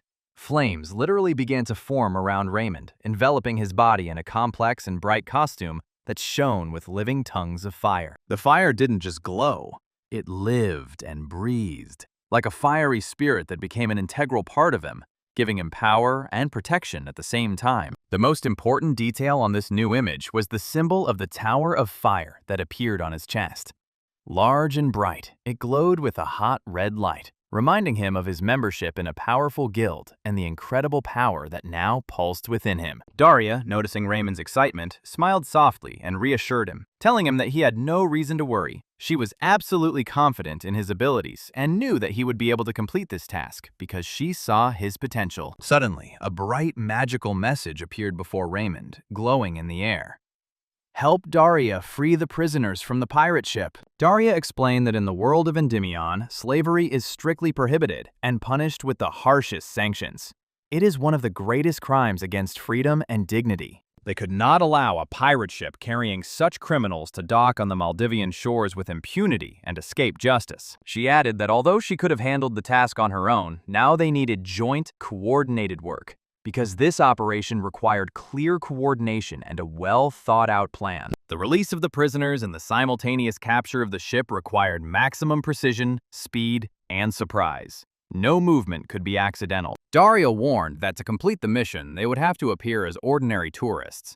In no case should they arouse suspicion until the time came for a surprise attack. Raymond deeply realized, if the mistress of the fire tower herself turned to him for help, then the matter was truly serious and responsible. He understood that Daria's authority in the world of magicians was limitless. Her words had weight, and her request could not be ignored by anyone. Therefore, the fact that she chose him was an honor for Raymond and a sign that they saw something truly special and unique in him. This task was much more than a normal mission. It was a true test of his abilities, willpower, and willingness to make decisions in the most difficult circumstances. While he was pondering all of Daria's words and trying to clear his mind, they had already approached the coast, where a pirate ship proudly flaunted itself at anchor. Black, large, with waving flags with symbols of fear. Daria warned in all seriousness that what he would see on board might seem cruel and even terrifying. This scene was far from being for the faint of heart. She recalled that the path of a defender was always not easy. It was their sacred duty to stand guard over justice, even when faced with darkness and suffering. With these words, Daria took a sharp step forward, her movements graceful and light, like a bird soaring into the sky. And indeed, in a moment, she flew sharply into the air, leaving behind a trail of bright, fiery radiance. She was the embodiment of a fiery sail, carrying her to her goal. Her plan was simple, but extremely effective, to distract the enemies with her brilliance and power, while Raymond took on the most important task, freeing the prisoners. She explained to him clearly and in detail all the details of the upcoming operation, emphasizing the importance of discipline and speed. And then, like a fiery blade, flew straight to the ship. Her words echoed in Raymond's head for a long time, filling him with determination and inspiration, strengthening his faith in his own strength. Meanwhile, she soared over the water, light and graceful, like a real bird of flame emerging from the blue depths of the sea. From a safe distance, she began to gather her strength, concentrating all the strength in every cell of her body, preparing for a powerful blow. Her eyes turned white, as if illuminated by an inner fire, and her body was filled with a powerful surge of mana, making her practically invincible and extremely dangerous to enemies. And in a moment of absolute silence, when nothing around gave away any danger, she shouted sharply and loudly that his time had come. As if at the call of an invisible force, it instantly unleashed all its power. The ship's deck exploded in bright flames that quickly began to cover all surfaces, spreading heat and flying sparks around. The pirates on deck rushed in all directions, trying to extinguish the flames. But the fire only grew, like a wild storm, resisting any of their efforts. The fire rose higher and higher, spreading into wide tongues of flame that enveloped people, burning and engulfing them in a terrible and relentless embrace of death. This fire was a real madman. In its tongues, it seemed, little firemen were dancing, running around the deck with wild laughter, mercilessly burning everything they touched. And it was at that moment that Daria decided not to hold back. She used her signature technique, the one that always left enemies without any chance of salvation. This technique had a bizarre and even disturbing name, the Burning Tree Dwarf. Only those who had seen it with their own eyes at least once could realize the full, terrifying power of this spell. At the same time, Raymond did not waste a minute. His movements were fast, coordinated, and ruthless, because every second could be decisive and change the course of events. With one powerful, jerky leap, he found himself aboard the ship, completely focused on one single goal: to fulfill all of Daria's orders, even if it cost him his life. His heart was pounding wildly in his chest. Adrenaline was pumping through his veins. Every movement was precise and focused, as the realization of the importance of the task tightened his will, leaving no chance for retreat. But as soon as he raised his head up, he froze in place, as if time had stopped. A picture opened before him that struck him to the depths of his soul and brought him to the verge of admiration and fear. Everything around was ablaze with bright flames that spread quickly and furiously, devouring the wooden deck that a few moments ago he had trusted as a solid and unbreakable foundation. This flame flared up so rapidly that now even the air around it seemed to be on fire, and the scorching heat pressed against the skin, leaving the feeling of the burning sun right in the middle of the cold ocean. He was stunned and fascinated at the same time. He had never before seen Daria's magic in such a primal, uncontrolled force, one that seemed to have a life of its own and was not subject to any limitations. After all, this magic has long become a legend among magicians and ordinary people. Once Daria destroyed an entire castle to the ground, leaving not a single stone crumb of it. It was both an incredible and terrifying force, which she kept under control, like a wild beast on a thin but strong chain, ready to break free at any moment. And it was he, an ordinary student who was accidentally brought to this place in time by fate, who had the incredible happiness and at the same time the horror of witnessing such a grandiose spectacle that was etched in his memory forever. The fire flared up with incredible force. The heat was so intense that it could be felt even from a great distance, as if the deck had turned into a bright, blazing sun, consuming everything around it with its relentless, scorching light. When Raymond saw the enemy's body literally engulfed in flames, and it instantly burst into flames, he was so stunned that for a while he lost his orientation and forgot about everything that was happening around him. But he was not the only one. Everyone on the ship witnessed this terrible spectacle and froze in terrible tension and fear, unable to take their eyes off the burning body, which was turning into a pile of black coals. But despite the shock and fear, Russell did not allow himself to give in to emotions and become confused. He instantly remembered the important task that Daria had assigned him and realized that any doubts or fears were a luxury he could not afford right now. All thoughts were focused on immediate action, because at stake were not just the lives of individual people, but the outcome of an entire case, on which the safety of a much wider community depended. Meanwhile, alarming sounds began to come from the depths of the ship. Distant screams, restless stomping of feet, the rumble and clank of metal. All of this resembled a harbinger of the approach of a new, even greater danger. One of the guards, who had been keeping a close watch on the prisoners, noticed that the chandelier hanging above his head suddenly began to sway eerily. His heart sank, a clear sign of the instability of the situation on the ship, and he felt a cold sweat break out on his forehead. Those in the metal cages felt these changes, as if their survival instinct had awakened, and they began to scream louder, breaking free and fighting against the bars. Their eyes shone with hope, realizing that the ship had been attacked by enemies, and this might be their long-awaited chance for release. But the guard, realizing that he might lose control, abruptly set about suppressing even the slightest spark of hope in the prisoners' hearts. He walked around the cages, menacingly waving his sword, threatening and frightening each of them. His cold and muffled voice echoed over the deck, making hearts freeze. Any attempt to escape would be punished in the most cruel way, and no one would leave this dungeon alive. He explained in detail and cruelly that escape was impossible, and that anyone who dared to do so would face death. And his every word weighed on the soul, intensifying the prisoner's sense of hopelessness. But at the most critical moment, when the guard was most confident in his power and control over the situation, he was suddenly grabbed by the neck from behind. The surprise froze him in complete immobility. He didn't even have time to make a sound. The attacker turned out to be Raymond, a young man who had proven more than once that he was not afraid to take risks. And now, without hesitation, he used lightning magic, aimed directly at the enemy's body. The electric discharge that cut through the darkness instantly made the guard clench his teeth convulsively from incredible pain. His muscles began to contract uncontrollably, and his eyes filled with horror. With each passing second, the guard felt as if an inner fire had ignited within him. His skin darkened, becoming almost black. His breathing became heavier and rarer, as if life itself was slowly fading away. Raymond, firmly knowing that no one was rising from above and that it was time to act decisively, released the guard, confidently preparing for the next steps. Inside the cages, those who had almost lost hope could no longer contain their emotions.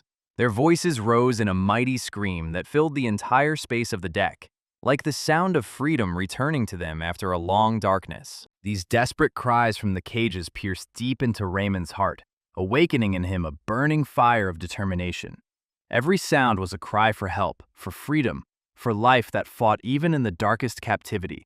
In his chest boiled a desire not just to save these people, but to defend their dignity, to protect those who had almost lost hope. Despite the intense inner tension, fear, and excitement that threatened to paralyze his mind, Raymond managed to pull himself together. He took a deep breath, gathering his will into a fist, and in a calm but firm voice addressed the prisoners. "Remain calm. Don't lose your heads. The time to act will soon come. We will choose the right moment, and then we will free you all." His words, filled with confidence and strength, were a real breath of fresh air for the prisoners. Long years of hopelessness and suffering receded for a moment, and a spark of hope was ignited in their hearts, which still flickered even in the darkest days. Meanwhile, Russell looked around the narrow, cramped room where the prisoners were held. The walls seemed to hang over them, squeezing the space and turning this cell into a veritable hell. Damp, cramped, dark, filled with despair and pain. But the biggest blow for him was that among these unfortunate people were very young children.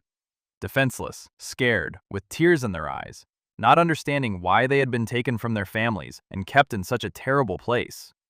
Their tiny hands clenched into fists, and their eyes radiated pain and horror. They had no protection, dignity, or right to childhood. It was impossible to imagine that these little souls, filled with purity and naivety, were mercilessly sold and kept in such conditions, as if they were ordinary goods in the market, which could be bought or sold without remorse. With anger pulsing through every cell of his body, Russell gritted his teeth. He no longer saw these children as mere captives. He saw them as defenseless victims, betrayed and doomed to torment. And a cold fire burned in his soul to punish anyone who had been involved in their fate. Suddenly, a sharp noise came from the deck as several pirates returned to investigate the situation on the ship. Their footsteps echoed off the wood, their voices filled with suspicion and anger. Looking around, they noticed Raymond, a young man standing alone, filled with determination, and this caused them mixed feelings, from fear to outright surprise. They could not believe their eyes. This small, seemingly tiny boy was able to mortally wound one of their strongest guards, and it seemed to them something supernatural and incomprehensible. One of the pirates instantly realized that the situation was getting out of control. He jumped up, shouted loudly, and instantly drew his sword, preparing for a lightning-fast and brutal fight. Together with two comrades, they rushed into the attack, impetuously, ruthlessly, and with the intention of quickly subduing Raymond, unaware that they were dealing not with an ordinary man, but with a magician whose power could change the course of the battle. But Raymond, filled with anger at the suffering and injustice he had seen of the innocent, rushed into battle without hesitation. His movements were swift, confident, and relentless. He gave his enemies no chance for error or retreat. Concentrating all his mana, he summoned a second-level mana circle, a powerful, pulsating chain of lightning that circled around him, ready to strike at any moment when enemies approached. Having struck the enemies with the first lightning bolt, Raymond began to slowly and decisively approach them, his every step confident and ruthless. And the lightning bolts enhanced the effect and fear of his opponents. The enemies, lying on the ground, oppressed and exhausted, barely able to utter a word, began to realize that they were dealing with the creature they feared most of all, a sorcerer, whose name was synonymous with death and terror. When they, trying to somehow restore their fighting spirit, tried to raise their threatening tone, Raymond cruelly and mercilessly finished them off with another lightning strike, leaving no chance of rescue or escape. After defeating his enemies, he carefully examined the surrounding space. A small cell, a corridor illuminated only by a weak, almost flickering light, which created a depressing atmosphere of hopelessness and silence. He cautiously approached another cell, located in a narrow corridor. listening for the slightest sounds, trying to gather information about the number of prisoners and possible ways to free them. Inside the chamber, he was approached with curiosity and hope. The people there asked if he was truly the magician from the fire tower, a place that was not just a legend among them, but a symbol of hope and strength. To confirm his words and dispel doubts, Raymond raised his hand and, with the help of magic, released a bright light that filled the space of the chamber, like a small sun in the darkness, giving a signal that there was a true defender on their side. His surprise knew no bounds when he realized that elves were standing before him. Beautiful, mysterious creatures with delicate facial features and pointed ears that rose upwards, emphasizing their unearthly beauty and wisdom. One of the elves, with noticeable curiosity in his voice and a slight doubt, asked if Raymond was really the mage of the fire tower, trying to find out if he could be trusted and whether his help was worth relying on. Raymond immediately realized that it was the emblem that shone on his clothes that had caused such speculation. This symbol was known far beyond the tower and was recognized by many as a sign of strength and honor. However, he immediately denied his origins, deliberately hiding his true path and reasons for his stay, not wanting to be associated with this place due to personal motives and the complexities of its history. The elf, realizing that the boy's words had weight but still required action, changed his tone, and in a stern but respectful voice ordered his companions to be released from the cage, realizing that this young man could become their true salvation and the key to freedom. Although Raymond had come with one goal, to free these unfortunate people, he was increasingly irritated by the manners of one of the elves, who behaved too arrogantly and imperiously. His tone was cold and unappealing, and every word sounded as if he considered Raymond and everyone else around him to be simply unworthy of attention. This hostility grew with every minute, because the boy felt that instead of support, he was faced with misunderstanding and even condemnation. After all, just by looking at this elf, one could understand that he was not just a representative of his people, but a person of high status and power. In his gaze burned confidence and a slight arrogance that did not allow him to doubt even for a moment that he was right.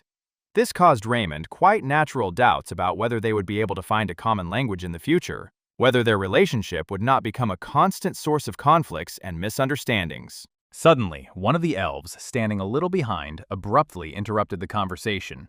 Her voice was restrained, but at the same time stern and unquestionable, like a sentence that was not subject to discussion. She ordered Raymond to be quiet and to pay attention to his manners, emphasizing that any disrespect or frivolity was not allowed here.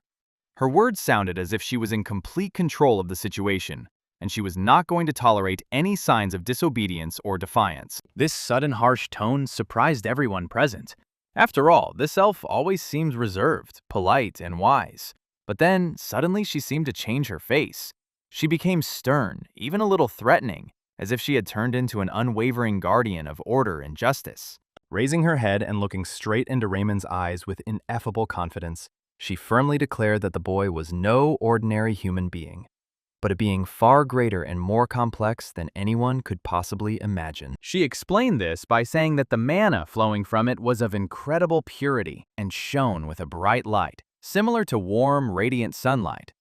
This light did not simply illuminate the room, but seemed to dispel the darkness, filling the space with life-giving energy, one that not everyone can radiate, much less not every person. Moreover, she sensed something else from him, a unique aroma of the soul. A subtle but deep scent that could not be confused with anything else. It seemed to her a mixture of many lives, experiences, and secrets gathered in one person, as if this young man carried within himself the weight of a past that had left its mark on his inner world. None of the elves present could quite understand what exactly this elf woman meant when she spoke of an ordinary person and the purity of mana. Their looks expressed a mixture of surprise, incomprehension, and even a slight fear, for such concepts were foreign, new, and almost incomprehensible to them. She herself could not clearly explain what she felt. It was something more than words, something deep and unusual, like an invisible energy that emanated from Raymond and was impossible to ignore. This strange smell of the soul, subtle but strong, seemed to call to itself, attracting attention and making one think. Raymond, hearing these mysterious words, was both stunned and interested. He could not understand what these strange metaphors meant and why they aroused such interest in the elves. because for him it was a completely new and incomprehensible world. Suddenly, he noticed that even the elves themselves were shocked. What the elf woman was saying contradicted everything they knew and believed. It was impossible for an ordinary person to have such pure mana and exude such an unusual fragrance of soul. It undermined their understanding of the world and forced them to reconsider their own beliefs. Even Raymond instinctively sniffed himself, trying to figure out the nature of this mysterious smell. But he didn't smell anything special. This only increased his astonishment. How could it be that he himself didn't feel what others saw and felt? At that moment, one of the elves standing nearby turned to him. His voice was restrained and calm, but there was a sense of fatigue, inner tension, and a certain uncertainty in it. Looking at Raymond, he spoke with visible displeasure and even shame, as if he were doing something he didn't like. But circumstances forced him to overcome his own pride and ask for help. He openly asked Raymond to get them out of this dangerous place, emphasizing that it was a matter of life and death that could not wait. The need for rescue was so urgent that all doubts and pride gave way to the necessity of survival. The elf's voice rose sharply, gaining strength and determination as he called out to Raymond, begging him to save them. At the same time, the other elves around him bowed their heads, expressing support and respect for their comrade's words. This surprised Raymond greatly, for elves are known for their pride, independence, and skepticism. But at that moment, they had so calmly and quickly changed their behavior, trusting completely in the simple and sincere request of one of their own. At that moment, it occurred to Raymond that this elf who had spoken first was of extremely high status. Perhaps she belonged to the highest nobility, or even one of the main leaders among her people.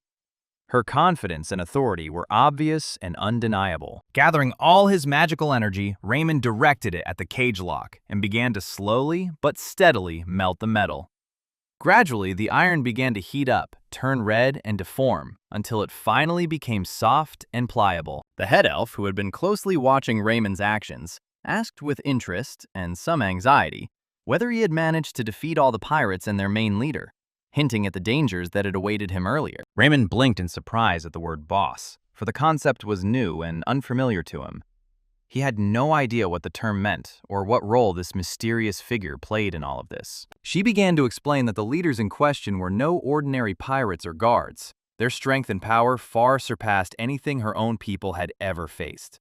These men were true titans in battle, their abilities far beyond those of ordinary warriors, even the strongest she knew.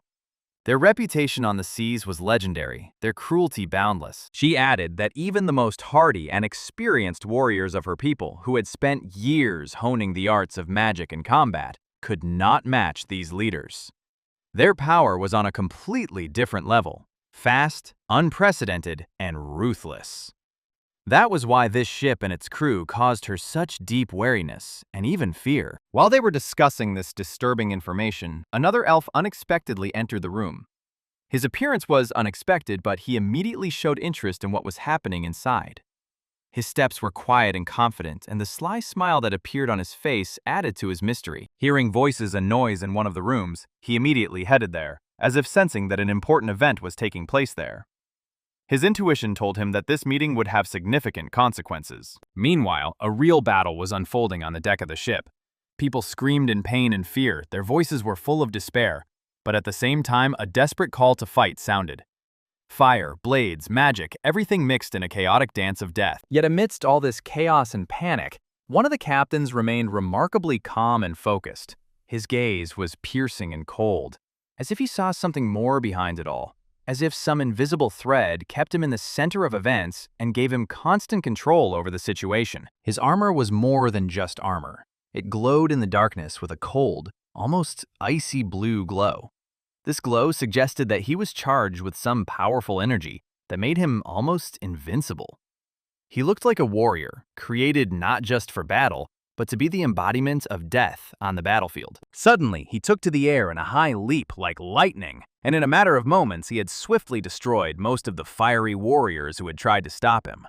Their bodies fell, one by one, leaving only ashes in their place, the ruins of hopes and dreams of victory. After a lightning-fast destruction of his opponents, he headed straight for Daria, realizing that his ruthless actions had already shaken the spirit of his men and caused the first signs of panic. The people began to shout loudly, supporting their captain and simultaneously threatening Daria.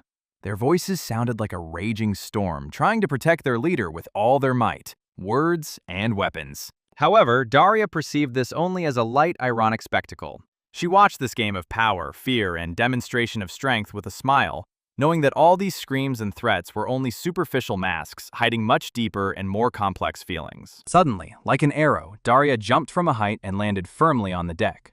Her landing was precise and powerful.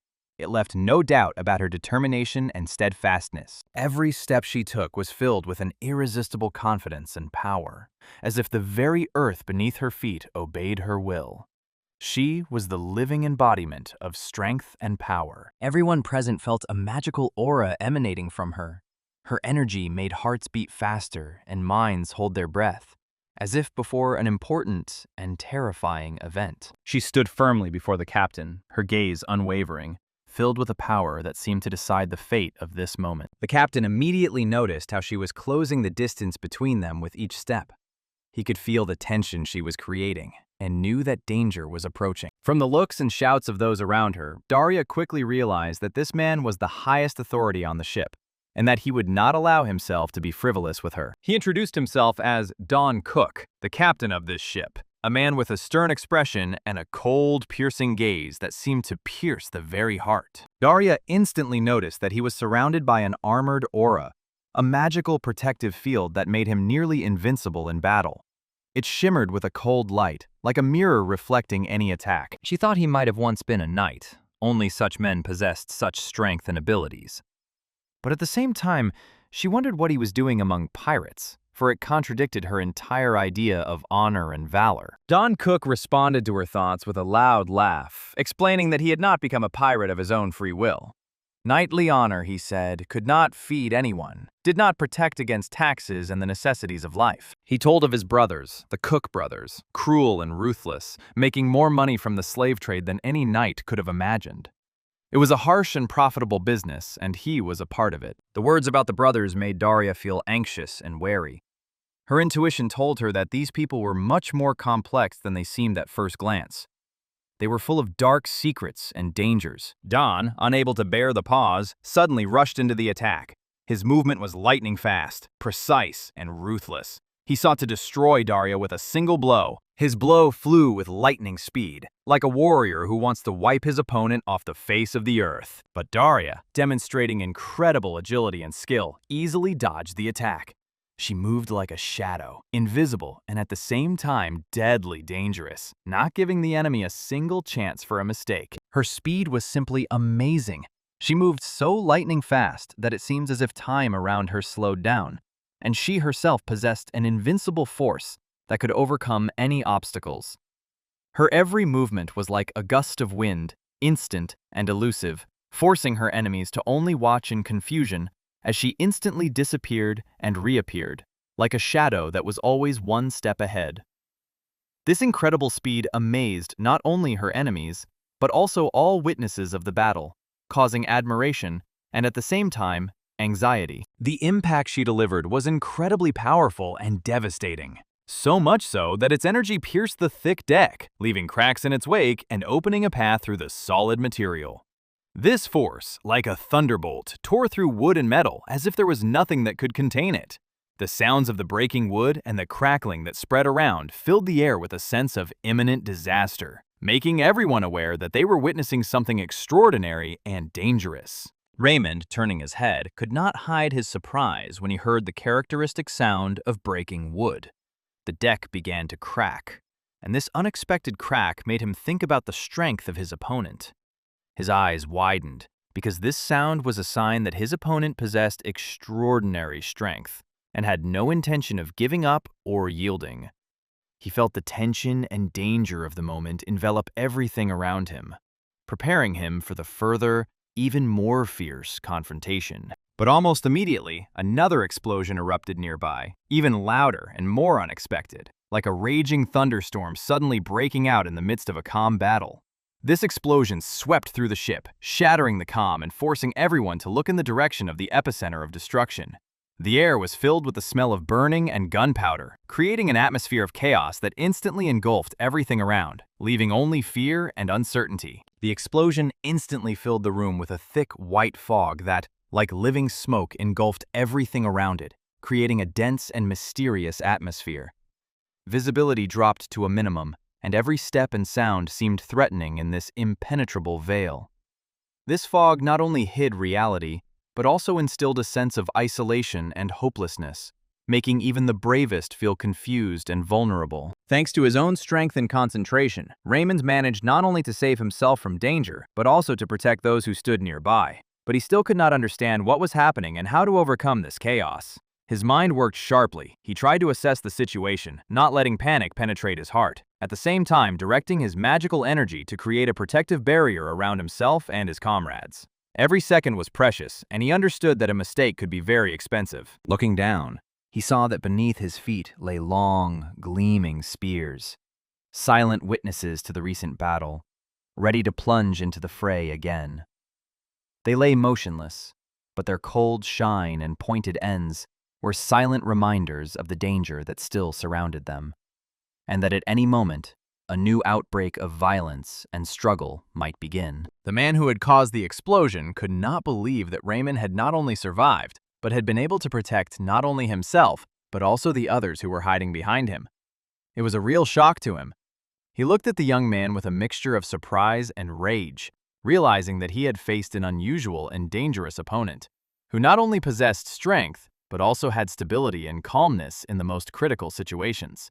At the same time, he immediately recognized Raymond as a magician. A powerful magical aura surrounded the young man, and Raymond himself felt the powerful and confident spirit of a knight hanging over him, like the shadow of great feats. This aura was an invisible but tangible field of force, radiating inner confidence and determination, as if he was not just a boy, but a warrior called upon to fulfill an important mission. The chief elf who was watching the events warned Raymond, urging him to be as careful as possible, because the enemy before him was not a simple fighter, but the vice captain of this ship himself. Her voice was quiet, but filled with seriousness and anxiety, which forced the listener to listen to every word. She knew how dangerous and experienced this opponent was, and therefore the warning was invaluable. This information only added to the tension. The vice captain wielded considerable power and experience, and it was a real challenge for anyone who dared to fight him. His name was whispered among the crew, and his fame preceded him like the shadow of death walking the deck. A fight with him could be the final test for any warrior. The knight, in turn, was confident in his superiority, considering Raymond only a child, inexperienced and weak, who posed no threat to him. His gaze was full of contempt and frivolity. He already imagined an easy victory and did not even notice that the young man possessed extraordinary abilities. However, the knight could not understand why the young man did not seize the moment and kill all the enemies at once, limiting himself to temporarily removing them from the battle. This contradicted his logic. He looked at Raymond as if he were an inexperienced fighter who did not understand the true essence of war. For him, victory was only in the complete destruction of the enemy. For the knight, the only true defeat was death, and he decided to show Raymond how things were done in his world, ruthlessly and to the end. He prepared for the final blow, gathering all his strength and experience to destroy the young magician and prove his superiority. But Raymond himself was no less determined. He was determined to demonstrate how strong and agile he could be, and he was not going to back down. His gaze burned with the fire of confidence, and his mind worked flawlessly, preparing a plan that could surpass the expectations of even the most experienced. In his mind, he began to quickly formulate a plan of action, assessing the situation and looking for the best way to defeat his opponent. He analyzed every move, every step, and opportunity for attack with extreme precision, preparing to exploit any weakness in his opponent. He realized that using fire magic in this environment was too risky. Everything around him, from the floor to the walls, was made of wood, and the slightest spark could cause a massive fire that would destroy everyone without exception. This forced him to look for other options to prevent a catastrophe and save the lives of his allies. So he decided to focus on lightning magic, hoping that this swift and precise type of energy would help him counter the swordsman. He concentrated, feeling the mana filling his body, preparing to deliver lightning strikes with maximum effectiveness. However, the swordsman proved to be extremely skilled. His sword easily deflected the lightning strike as if it were just a weak obstacle in his path. This skill showed that he was not just a fighter, but a true swordsman. able to control any attack and react quickly to danger. However, he could not help but admit that Raymond's intelligence and tactics were at a high level. This young man was quick-witted and not afraid to think, something that was very rare to see in young fighters. This fact made the swordsman respect his opponent, even if he had no intention of giving in. After that, he sharply rushed forward, breaking through the lightning stream that glowed around him like an electric wall, trying to break through the enemy's defenses and break through to his position. His movement was decisive and strong, displaying remarkable strength and fighting skill as he tried to force Raymond to retreat. However, Raymond quickly realized that his usual lightning magic attacks did little to harm his opponent. The attacks simply bounced off or scattered like water on a stone. This made him think that he needed to find new ways to overcome such a strong defense. The swordsman, standing confidently in his place, emphasized that the simple lightning bolts Raymond used were unable to penetrate his defenses and defeat him, hinting that a completely different approach was needed. His words were cold and confident, like a challenge that threw the young mage a new level of testing and demanding a display of true strength. He began to slowly but surely make his way forward, never losing sight of his goal. His gloomy, piercing gaze, in which sinister determination and cold hatred were mixed. Each of his steps was given a dull thud on the wooden floor of the ship, like a harbinger of death, which was slowly but inevitably approaching. His eyes burned with cold fire, like ice cracking under the pressure of force, and in each look one could read the silence of the coming storm, unwavering and cruel. No matter how Raymond resisted, no matter what spells he used, none of them, created from a single circle of mana, had any effect against the enemy. It was as if the space itself around the vice captain distorted the laws of magic, nullifying every attempt at attack. The air around him became thicker, magical currents blurred, like waves in a stormy sea crashing against a rock. It seemed as if the enemy's dark aura enveloped the space, turning any magical energy into emptiness, making Raymond feel powerless in his own hands. Meanwhile, the vice captain was steadily approaching, closing the distance with every moment, like a predator following the trail of its prey. His movements were concentrated and inevitable, like an invisible chain tightening around its prey. Around his figure, a dark aura seemed to hover, pressing on space and soul, subordinating everything to the will of a ruthless warrior. He swung his sword as lightly as if he were holding a feather, and his eyes burned with a fierce fire, full of determination and contempt. Every movement was precise and deadly, like a graceful tango, where each blow was a step towards the death of the opponent. His gaze pierced Raymond through and through, mercilessly and unmistakably identifying weak points. The blade of his sword deflected each of Raymond's lightning strikes, absorbing the electrical surges and isolating them as if they had never existed. The magic disintegrated into tiny sparks that faded into thin air, and the sword seemed to be made of the very essence of darkness, swallowing light and power. Each repulsion made Raymond feel as if he were fighting, not his body, but time and space itself. Seeing this, Raymond was at a loss. He could not use the power of fire. It was strictly forbidden. So his options were rapidly narrowing. An inner voice reminded him of the rules, the restrictions that he had to follow, and his body was filled with anxiety that the usual methods of struggle had proved useless. Every thought of a fiery flash now seemed an unauthorized luxury that could not be indulged in. While he frantically searched for a way out, Vice Captain Dawn had already begun to methodically strike at his magical defenses, trying to break through his barrier.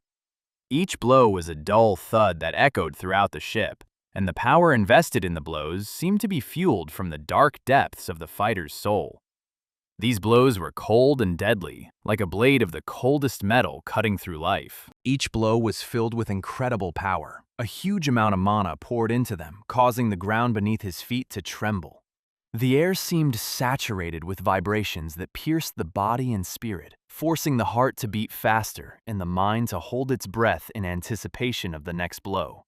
The vice captain's power was not just physical, but magical, capable of destroying not only the defenses, but also the will of the enemy. It seemed that Dawn wasn't even trying hard, but within seconds, Raymond's shield began to crack. Each crack silently told how close the defense was to its final collapse, and a cold fear began to slowly but surely creep through his veins, freezing in his chest and squeezing his heart. Cold fear gripped him from within. He did not know how to withstand this onslaught. because he had to protect not only himself, but also those who remained in the cage behind him. This responsibility weighed heavily, like chains dragging him to the bottom. Thoughts were confused in his head, but he had no right to give up. His mission was much more important than his own fear. He tried to hold on to his shield as long as possible, gritting his teeth, but the cracks widened with each new blow. Every sound of the shield's destruction was like a sentence echoing in his heart. But his will would not allow him to stop, would not allow him to retreat, even when all his strength seemed to be leaving his body. And in a moment, there was a dull crack. The shield broke, and the shining blade of the vice captain's sword cut through space, reaching Raymond himself. The moment was frozen in time. The blade, cold and merciless, was like a messenger of death, and the world around seemed to stop, awaiting the verdict. Meanwhile, a fierce, brutal battle raged on the deck of the ship as the captain and Darius came face to face. The air was filled with sparks of magic, the clang of metal, and the screams of those who still remained alive. It was a real storm raging in the heart of the ship, where every blow and every movement determined whether they would stay alive for another minute. The captain, using incredible speed, broke away, jumped above the deck, and brought his sword down on Daria. But in an instant, her figure dissolved in a whirlwind of burning flames, as if she herself had become fire. Her movements were fluid, like an element that carries and destroys at the same time, causing awe and admiration in all who saw this magic. Turning sharply, he saw her right in front of him, unmoving, with a slight smile on her lips. The captain clicked his tongue in dissatisfaction, realizing that this battle would not be easy, and that before him stood not just a magician, but a warrior worthy of respect and attention. He realized that he was dealing with a true master, Mach. And even acknowledging this, he threw a kind of compliment in her direction, saying that she was simply unsurpassed in jumping. His words were filled with both rage and admiration, because he could see that this woman had a force to be reckoned with. Daria, as if ignoring his words, asked permission to ask the one question that had been bothering her for a long time. "Is it true that his brother is also a knight?" Her voice was calm, but there was tension and curiosity in it, as if she was trying to unravel the mystery hidden behind the mask of cruelty. The captain only smiled wryly and confirmed, but added that his brother was not as impressive as he himself. There was contempt, pride, and a sense of his own superiority in his words, which made this answer both simple and difficult to understand. Hearing this, Daria breathed a sigh of relief and said softly, "Oh, that's even good." These words sounded like a release, as if she had lifted some of the burden from her shoulders and found peace in her heart. Then she struck her staff against the deck, and sparks flew from the end of it, flying in all directions like hot spray. The moment filled the air with the anticipation of a great power about to be unleashed and change the course of the battle. Suddenly she realized that she had been worrying in vain. Her mana spread around her, entwining everything around her, creating an aura of incredible power. She felt like a source of inexhaustible energy, filling every corner of the world around her and giving her confidence in victory. Raising her staff aloft, she cast her battle spell. Dozens of fiery creatures, resembling small but sturdy men made of red-hot metal, began to emerge from the flames. They came to life under her will, ready to carry out any command and become an invincible obstacle to enemies. These creatures, screaming, rushed at all who were still alive on the ship. Their roar sounded like the battle of hundreds of warriors, and each blow left heat and devastation in its wake. The fiery creatures mercilessly tore through the ranks of their opponents, giving them no chance of escape. The captain, however, did not retreat and rushed straight at the Daria. He saw in these creatures only an obstacle that must be overcome in order to destroy the enemy and regain control of the ship. He perceived her magical creatures as another fire gnome and intended to cut through them to his opponent. His movements were quick and ruthless. He did not give himself rest, risking everything to overcome this barrier. But Daria only smiled and shook her head, denying his assumption. This time, these were no ordinary dwarves. They had a special touch. Her eyes shone with mystery and confidence, and her voice sounded like a harbinger of something terrible and incredible. Her words made the captain wary. He suddenly felt a powerful, almost suffocating flow of mana emanating from these creatures. This energy filled the space, pressing down on him and creating a feeling of helplessness, as if his strength was beginning to melt and his will was weakening. The fire dwarves radiated magic so concentrated that they literally consumed everything they touched, like a living fire that ignited and burned everything in its path. Their presence was like a fiery wave of destruction that knew no pity or mercy, rendering even the strongest defenses defenseless. The captain swung his sword sharply and struck one of the fire dwarves, but instead of destroying the enemy, the movement only caused them to multiply. From one creature, two immediately arose, as if the flame gave birth to new sparks of fire that spread throughout the deck. This amazing and frightening phenomenon made the captain stop for a moment, stunned by this magical trap, which was woven with the most brutal force. Gradually, as he understood the essence of the spell, he realized the terrible truth. The faster and more fiercely he tried to destroy these fiery creatures, the greater their number multiplied, covering him with a wave of ever-increasing fire and magical fury. This hopeless situation seemed to prove that his usual methods of fighting were completely powerless against Daria's magical creation. This terrible phenomenon was part of one of Daria's most powerful and dangerous spells, Dwarves of Hellfire, an art that reflected her ability to control fire not as an element, but as a living enemy, capable of coming to life and multiplying endlessly, obeying her will and reinforcement. Daria's eyes burned with a deep red light, bright as two precious sapphires, combining wisdom, strength, and incredible inner confidence. Her posture was permeated with an unwavering determination and proud majesty that set her apart from the crowd, as if the very element of fire had become a part of her and her invincible ally. The fire dwarves began to literally consume the ship's captain, enveloping him with each of their burning bodies and forcing him to retreat under the relentless onslaught of the magical army. His movements became more and more cautious, and his breathing accelerated, because each step back meant a greater loss of control over the situation. Looking back for a moment, the captain looked anxiously at Daria, and suddenly everything in his mind fell into place.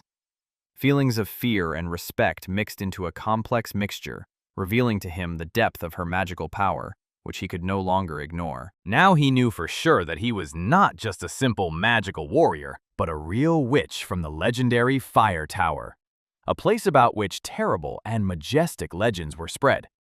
However, a question that remained irrelevant sounded in his mind. What exactly made this powerful sorceress appear here, among these scoundrels and pirates? Meanwhile, deep inside the ship, in the narrow and dark cabins, another equally intense battle was raging. A clash between Raymond and the vice captain. There was no room for magic tricks here. Only sharp blades, cunning maneuvers, and ruthless determination remained. The vice captain, despite Raymond's incredible skill, was finally able to break his magical shield. This protective barrier that was designed to protect not only the magician himself, but also those standing nearby, behind his back. However, when the fragments of the magical barrier scattered in the air, the enemy expected to see Raymond weakened or even paralyzed. But instead, emptiness appeared before his eyes. The young man disappeared somewhere from his field of vision. Looking around in surprise, the vice captain noticed that Raymond was on his side, as if escaping from a trap, moving so swiftly that even an experienced fighter could not believe such speed and agility. What surprised him even more was that the young man managed to swiftly repel an attack that seemed to be about to tear him in half. This blow should have been the end, but Raymond defended his life with superhuman strength and determination. The young man enveloped his body in an invisible shroud of magic that greatly enhanced his physical abilities, increasing his speed, strength, and endurance.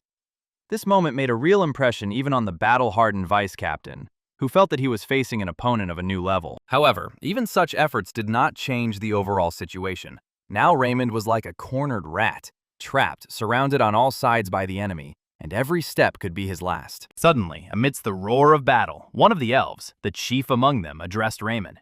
Her voice, cold and clear, cut through the chaos, forcing the young man to momentarily pause from the fray and concentrate. However, his mind was in complete disarray.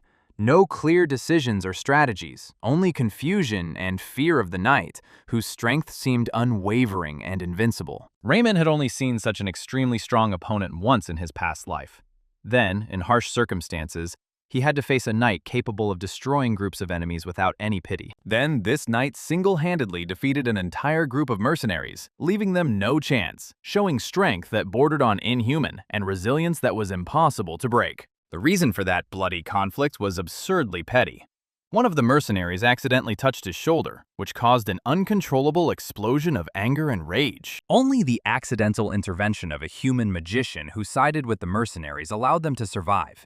He managed to confront the knight and equalize their forces. This mage and knight met in a fight on equal terms, each demonstrating their unrivaled abilities that could break even the strongest wills. But that encounter became one of the fiercest battles Raymond had ever seen. A story that left a mark on his memory and heart. And it was then that only this one magician was able to calm the knight's furious anger, stop his storm of destructive power. He did this not through strength, but through cunning, taking advantage of the fact that the knight wore only one layer of armor, which was his only vulnerable point. Recalling this episode, Raymond felt his body fill with determination and inner strength, like a fire burning in his chest. A plan instantly flashed through his mind, and he began to concentrate, creating magical armor that would protect him from further blows. The vice captain, without wasting a second, rushed into the attack again, seeking to break through this defense and destroy the young magician once and for all. The tactic seemed to be working. The shield began to slowly, piece by piece, crumble under the merciless pressure of his powerful blows, threatening to break through the last barriers. But Raymond was not going to give up. Immediately behind the first armor, he created a second, then a third, preventing the vice captain from getting close, keeping his distance and maintaining control of the battle. The vice captain, stunned by such tirelessness and speed of recovery, could not understand how this young man managed to block the strongest attacks again and again, as if having endless reserves of energy. It was truly incredible. With one hand, Raymond was constantly rebuilding his protective shield, covering himself and those behind him. And with the other, he was already forming a huge wind arrow of the second circle of mana, putting all his strength, concentration, and hope into it, preparing to deliver a decisive blow that could change the course of the battle. When he finally gathered all the power of the wind arrow and released it, the air was instantly torn apart by a powerful explosion, rolling in a loud wave, like thunder breaking the silence before a storm. The vice captain flew back a few meters. It seemed as if the shockwave from this magical explosion had literally torn him off his feet. His body first hung in the air and then hit his back hard against the cold stone wall, which dissipated the energy of the impact with a dull, throbbing sound. An expression of pain appeared on the enemy's face. His lips were pressed into a bloody line, and his eyes, previously filled with cold contempt, now wrinkled with sharp discomfort and shock. His breathing became heavy and ragged, each breath coming with extraordinary effort, as if he were suddenly having difficulty getting air, and his chest was clenched in painful cramps. The vice captain, like a seasoned warrior, tried to stay on his feet, but it was obvious that this blow had hit him much harder than he could have expected. Raymond himself was feeling increasingly unwell at this point. Fatigue was rolling over him in waves, and it seemed to him that every breath was turning into a small struggle between life and death. His chest heaved and fell. A sense of lack of air and exhaustion coursed through his body. He felt his strength gradually leaving him, as if the last stream of magic and energy that could still sustain the fight was flowing through his veins. Involuntarily, Raymond's gaze dropped downward, and at that moment, horror gripped him to the bone. Dark red streams of blood slowly flowed from his sides and arms, relentlessly taking away the last drops of vitality. The clothes that had been almost dry just a few minutes ago were now completely soaked in blood, and his fingers were already starting to tremble and lose sensation due to fatigue and dehydration. The feeling of pain was mixed with the fear that everything could end at any moment. But even in such a dire state, when pain and fatigue seemed to ruthlessly control his body, Raymond was not going to give up. With his last strength, gathering scattered fragments of magical energy, he directed his mana at the lock on the cage in which the exhausted elves were kept locked. With a dull crack, the metal yielded to the power of his magic, and the chain suddenly fell to the ground like a broken iron sled. The cage dissolved, and from its darkness emerged the weary but alive elves. Their faces were haggard but full of gratitude. They looked at Raymond in silence, their eyes glowing with a warm light of gratitude. And some even gently touched his hands, as if convinced that this was not an illusion but reality, that they were truly free. This moment filled Raymond with a sense of deep responsibility and hope. Gathering his last strength, he gave a brief but very firm order. If they were able to move, they should follow him immediately, for time was short. But he had not yet taken a few steps forward when an ominous, loud, and hoarse voice sounded from behind them, cutting the air like a cold blade. It was the vice captain. Surprisingly, he had not yet lost consciousness, although he looked as if he were standing on the verge of death. His face was distorted with rage and cruelty, his eyes burned with a real flame of hatred, and his every movement filled everyone around him with anxiety and fear. His aura was almost inhuman. His pupils had dilated to unprecedented sizes, and his entire appearance indicated that he was ready to launch a deadly attack at any second, without thinking about the consequences. Raymond himself was genuinely surprised that his opponent was still standing, despite the near-perfect blow he had delivered in a place that would have shattered even the most steadfast warrior. But the vice captain, as if tempered by iron and fire, proved capable of holding his own even in this grueling battle. Barely suppressing the pain and fatigue, Raymond gave a curt nod to the lead elf, ordering her to gather all the prisoners and quickly climb the steep stairs to leave this dangerous level of the ship.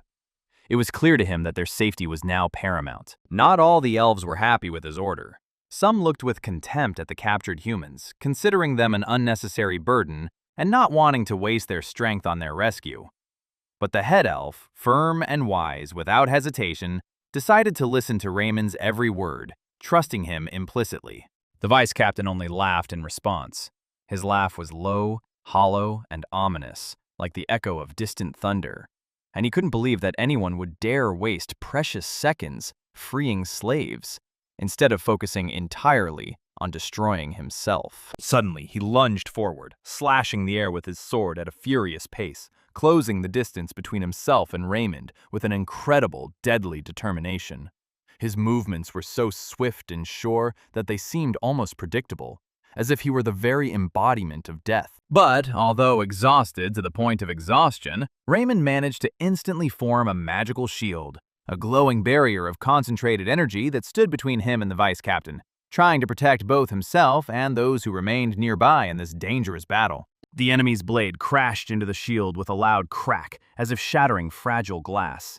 And before Raymond's eyes, the magical protection began to crack, splitting into small, shiny fragments that disappeared into the air. Without stopping for a moment, the vice captain brought his weapons down on the defender again and again, trying to completely break him and leave Raymond without any chance of counterattack. His eyes were burning with pure madness, and his face was distorted by a grimace of wild rage. He acted ruthlessly and relentlessly, not giving Raymond a second to rest, trying to break through the defenses and deliver the fatal blow that would put an end to this fight. But Raymond knew one simple truth. If he fell, those he had come to save would die with him. It was this knowledge that gave him the unstoppable strength to hold on, even through the pain, the fatigue, and the bleeding. At this time, the elves, without wasting a single second, hurried to open the cages, cut the shackles, freeing all the prisoners still on this level of the ship. Raymond only had a short time left to hold out. Just enough time for them all to get upstairs and leave the dangerous place. And then, a few minutes later, one of the elves shouted through the noise of the battle, announcing that everyone was safe and ready to ride. The vice captain froze for a moment, shocked by such audacity and the sudden change in the situation. He found it hard to believe that anyone would dare to change the course of events when he thought victory was almost his. Raymond felt a wave of confidence spread through his body, filling his heart with the warmth and strength he had so lacked before. And at the same moment, everything around him burst into bright, blazing flames, illuminating the dark hold with red and gold light. This unexpected and powerful flame stunned even the vice captain, who did not expect that Raymond, being on the verge of exhaustion, would be able to rise to such a level of magic, capable of changing the course of the battle. Standing amidst the raging flames, Raymond exuded an unyielding determination and courage. He had already made his final decision.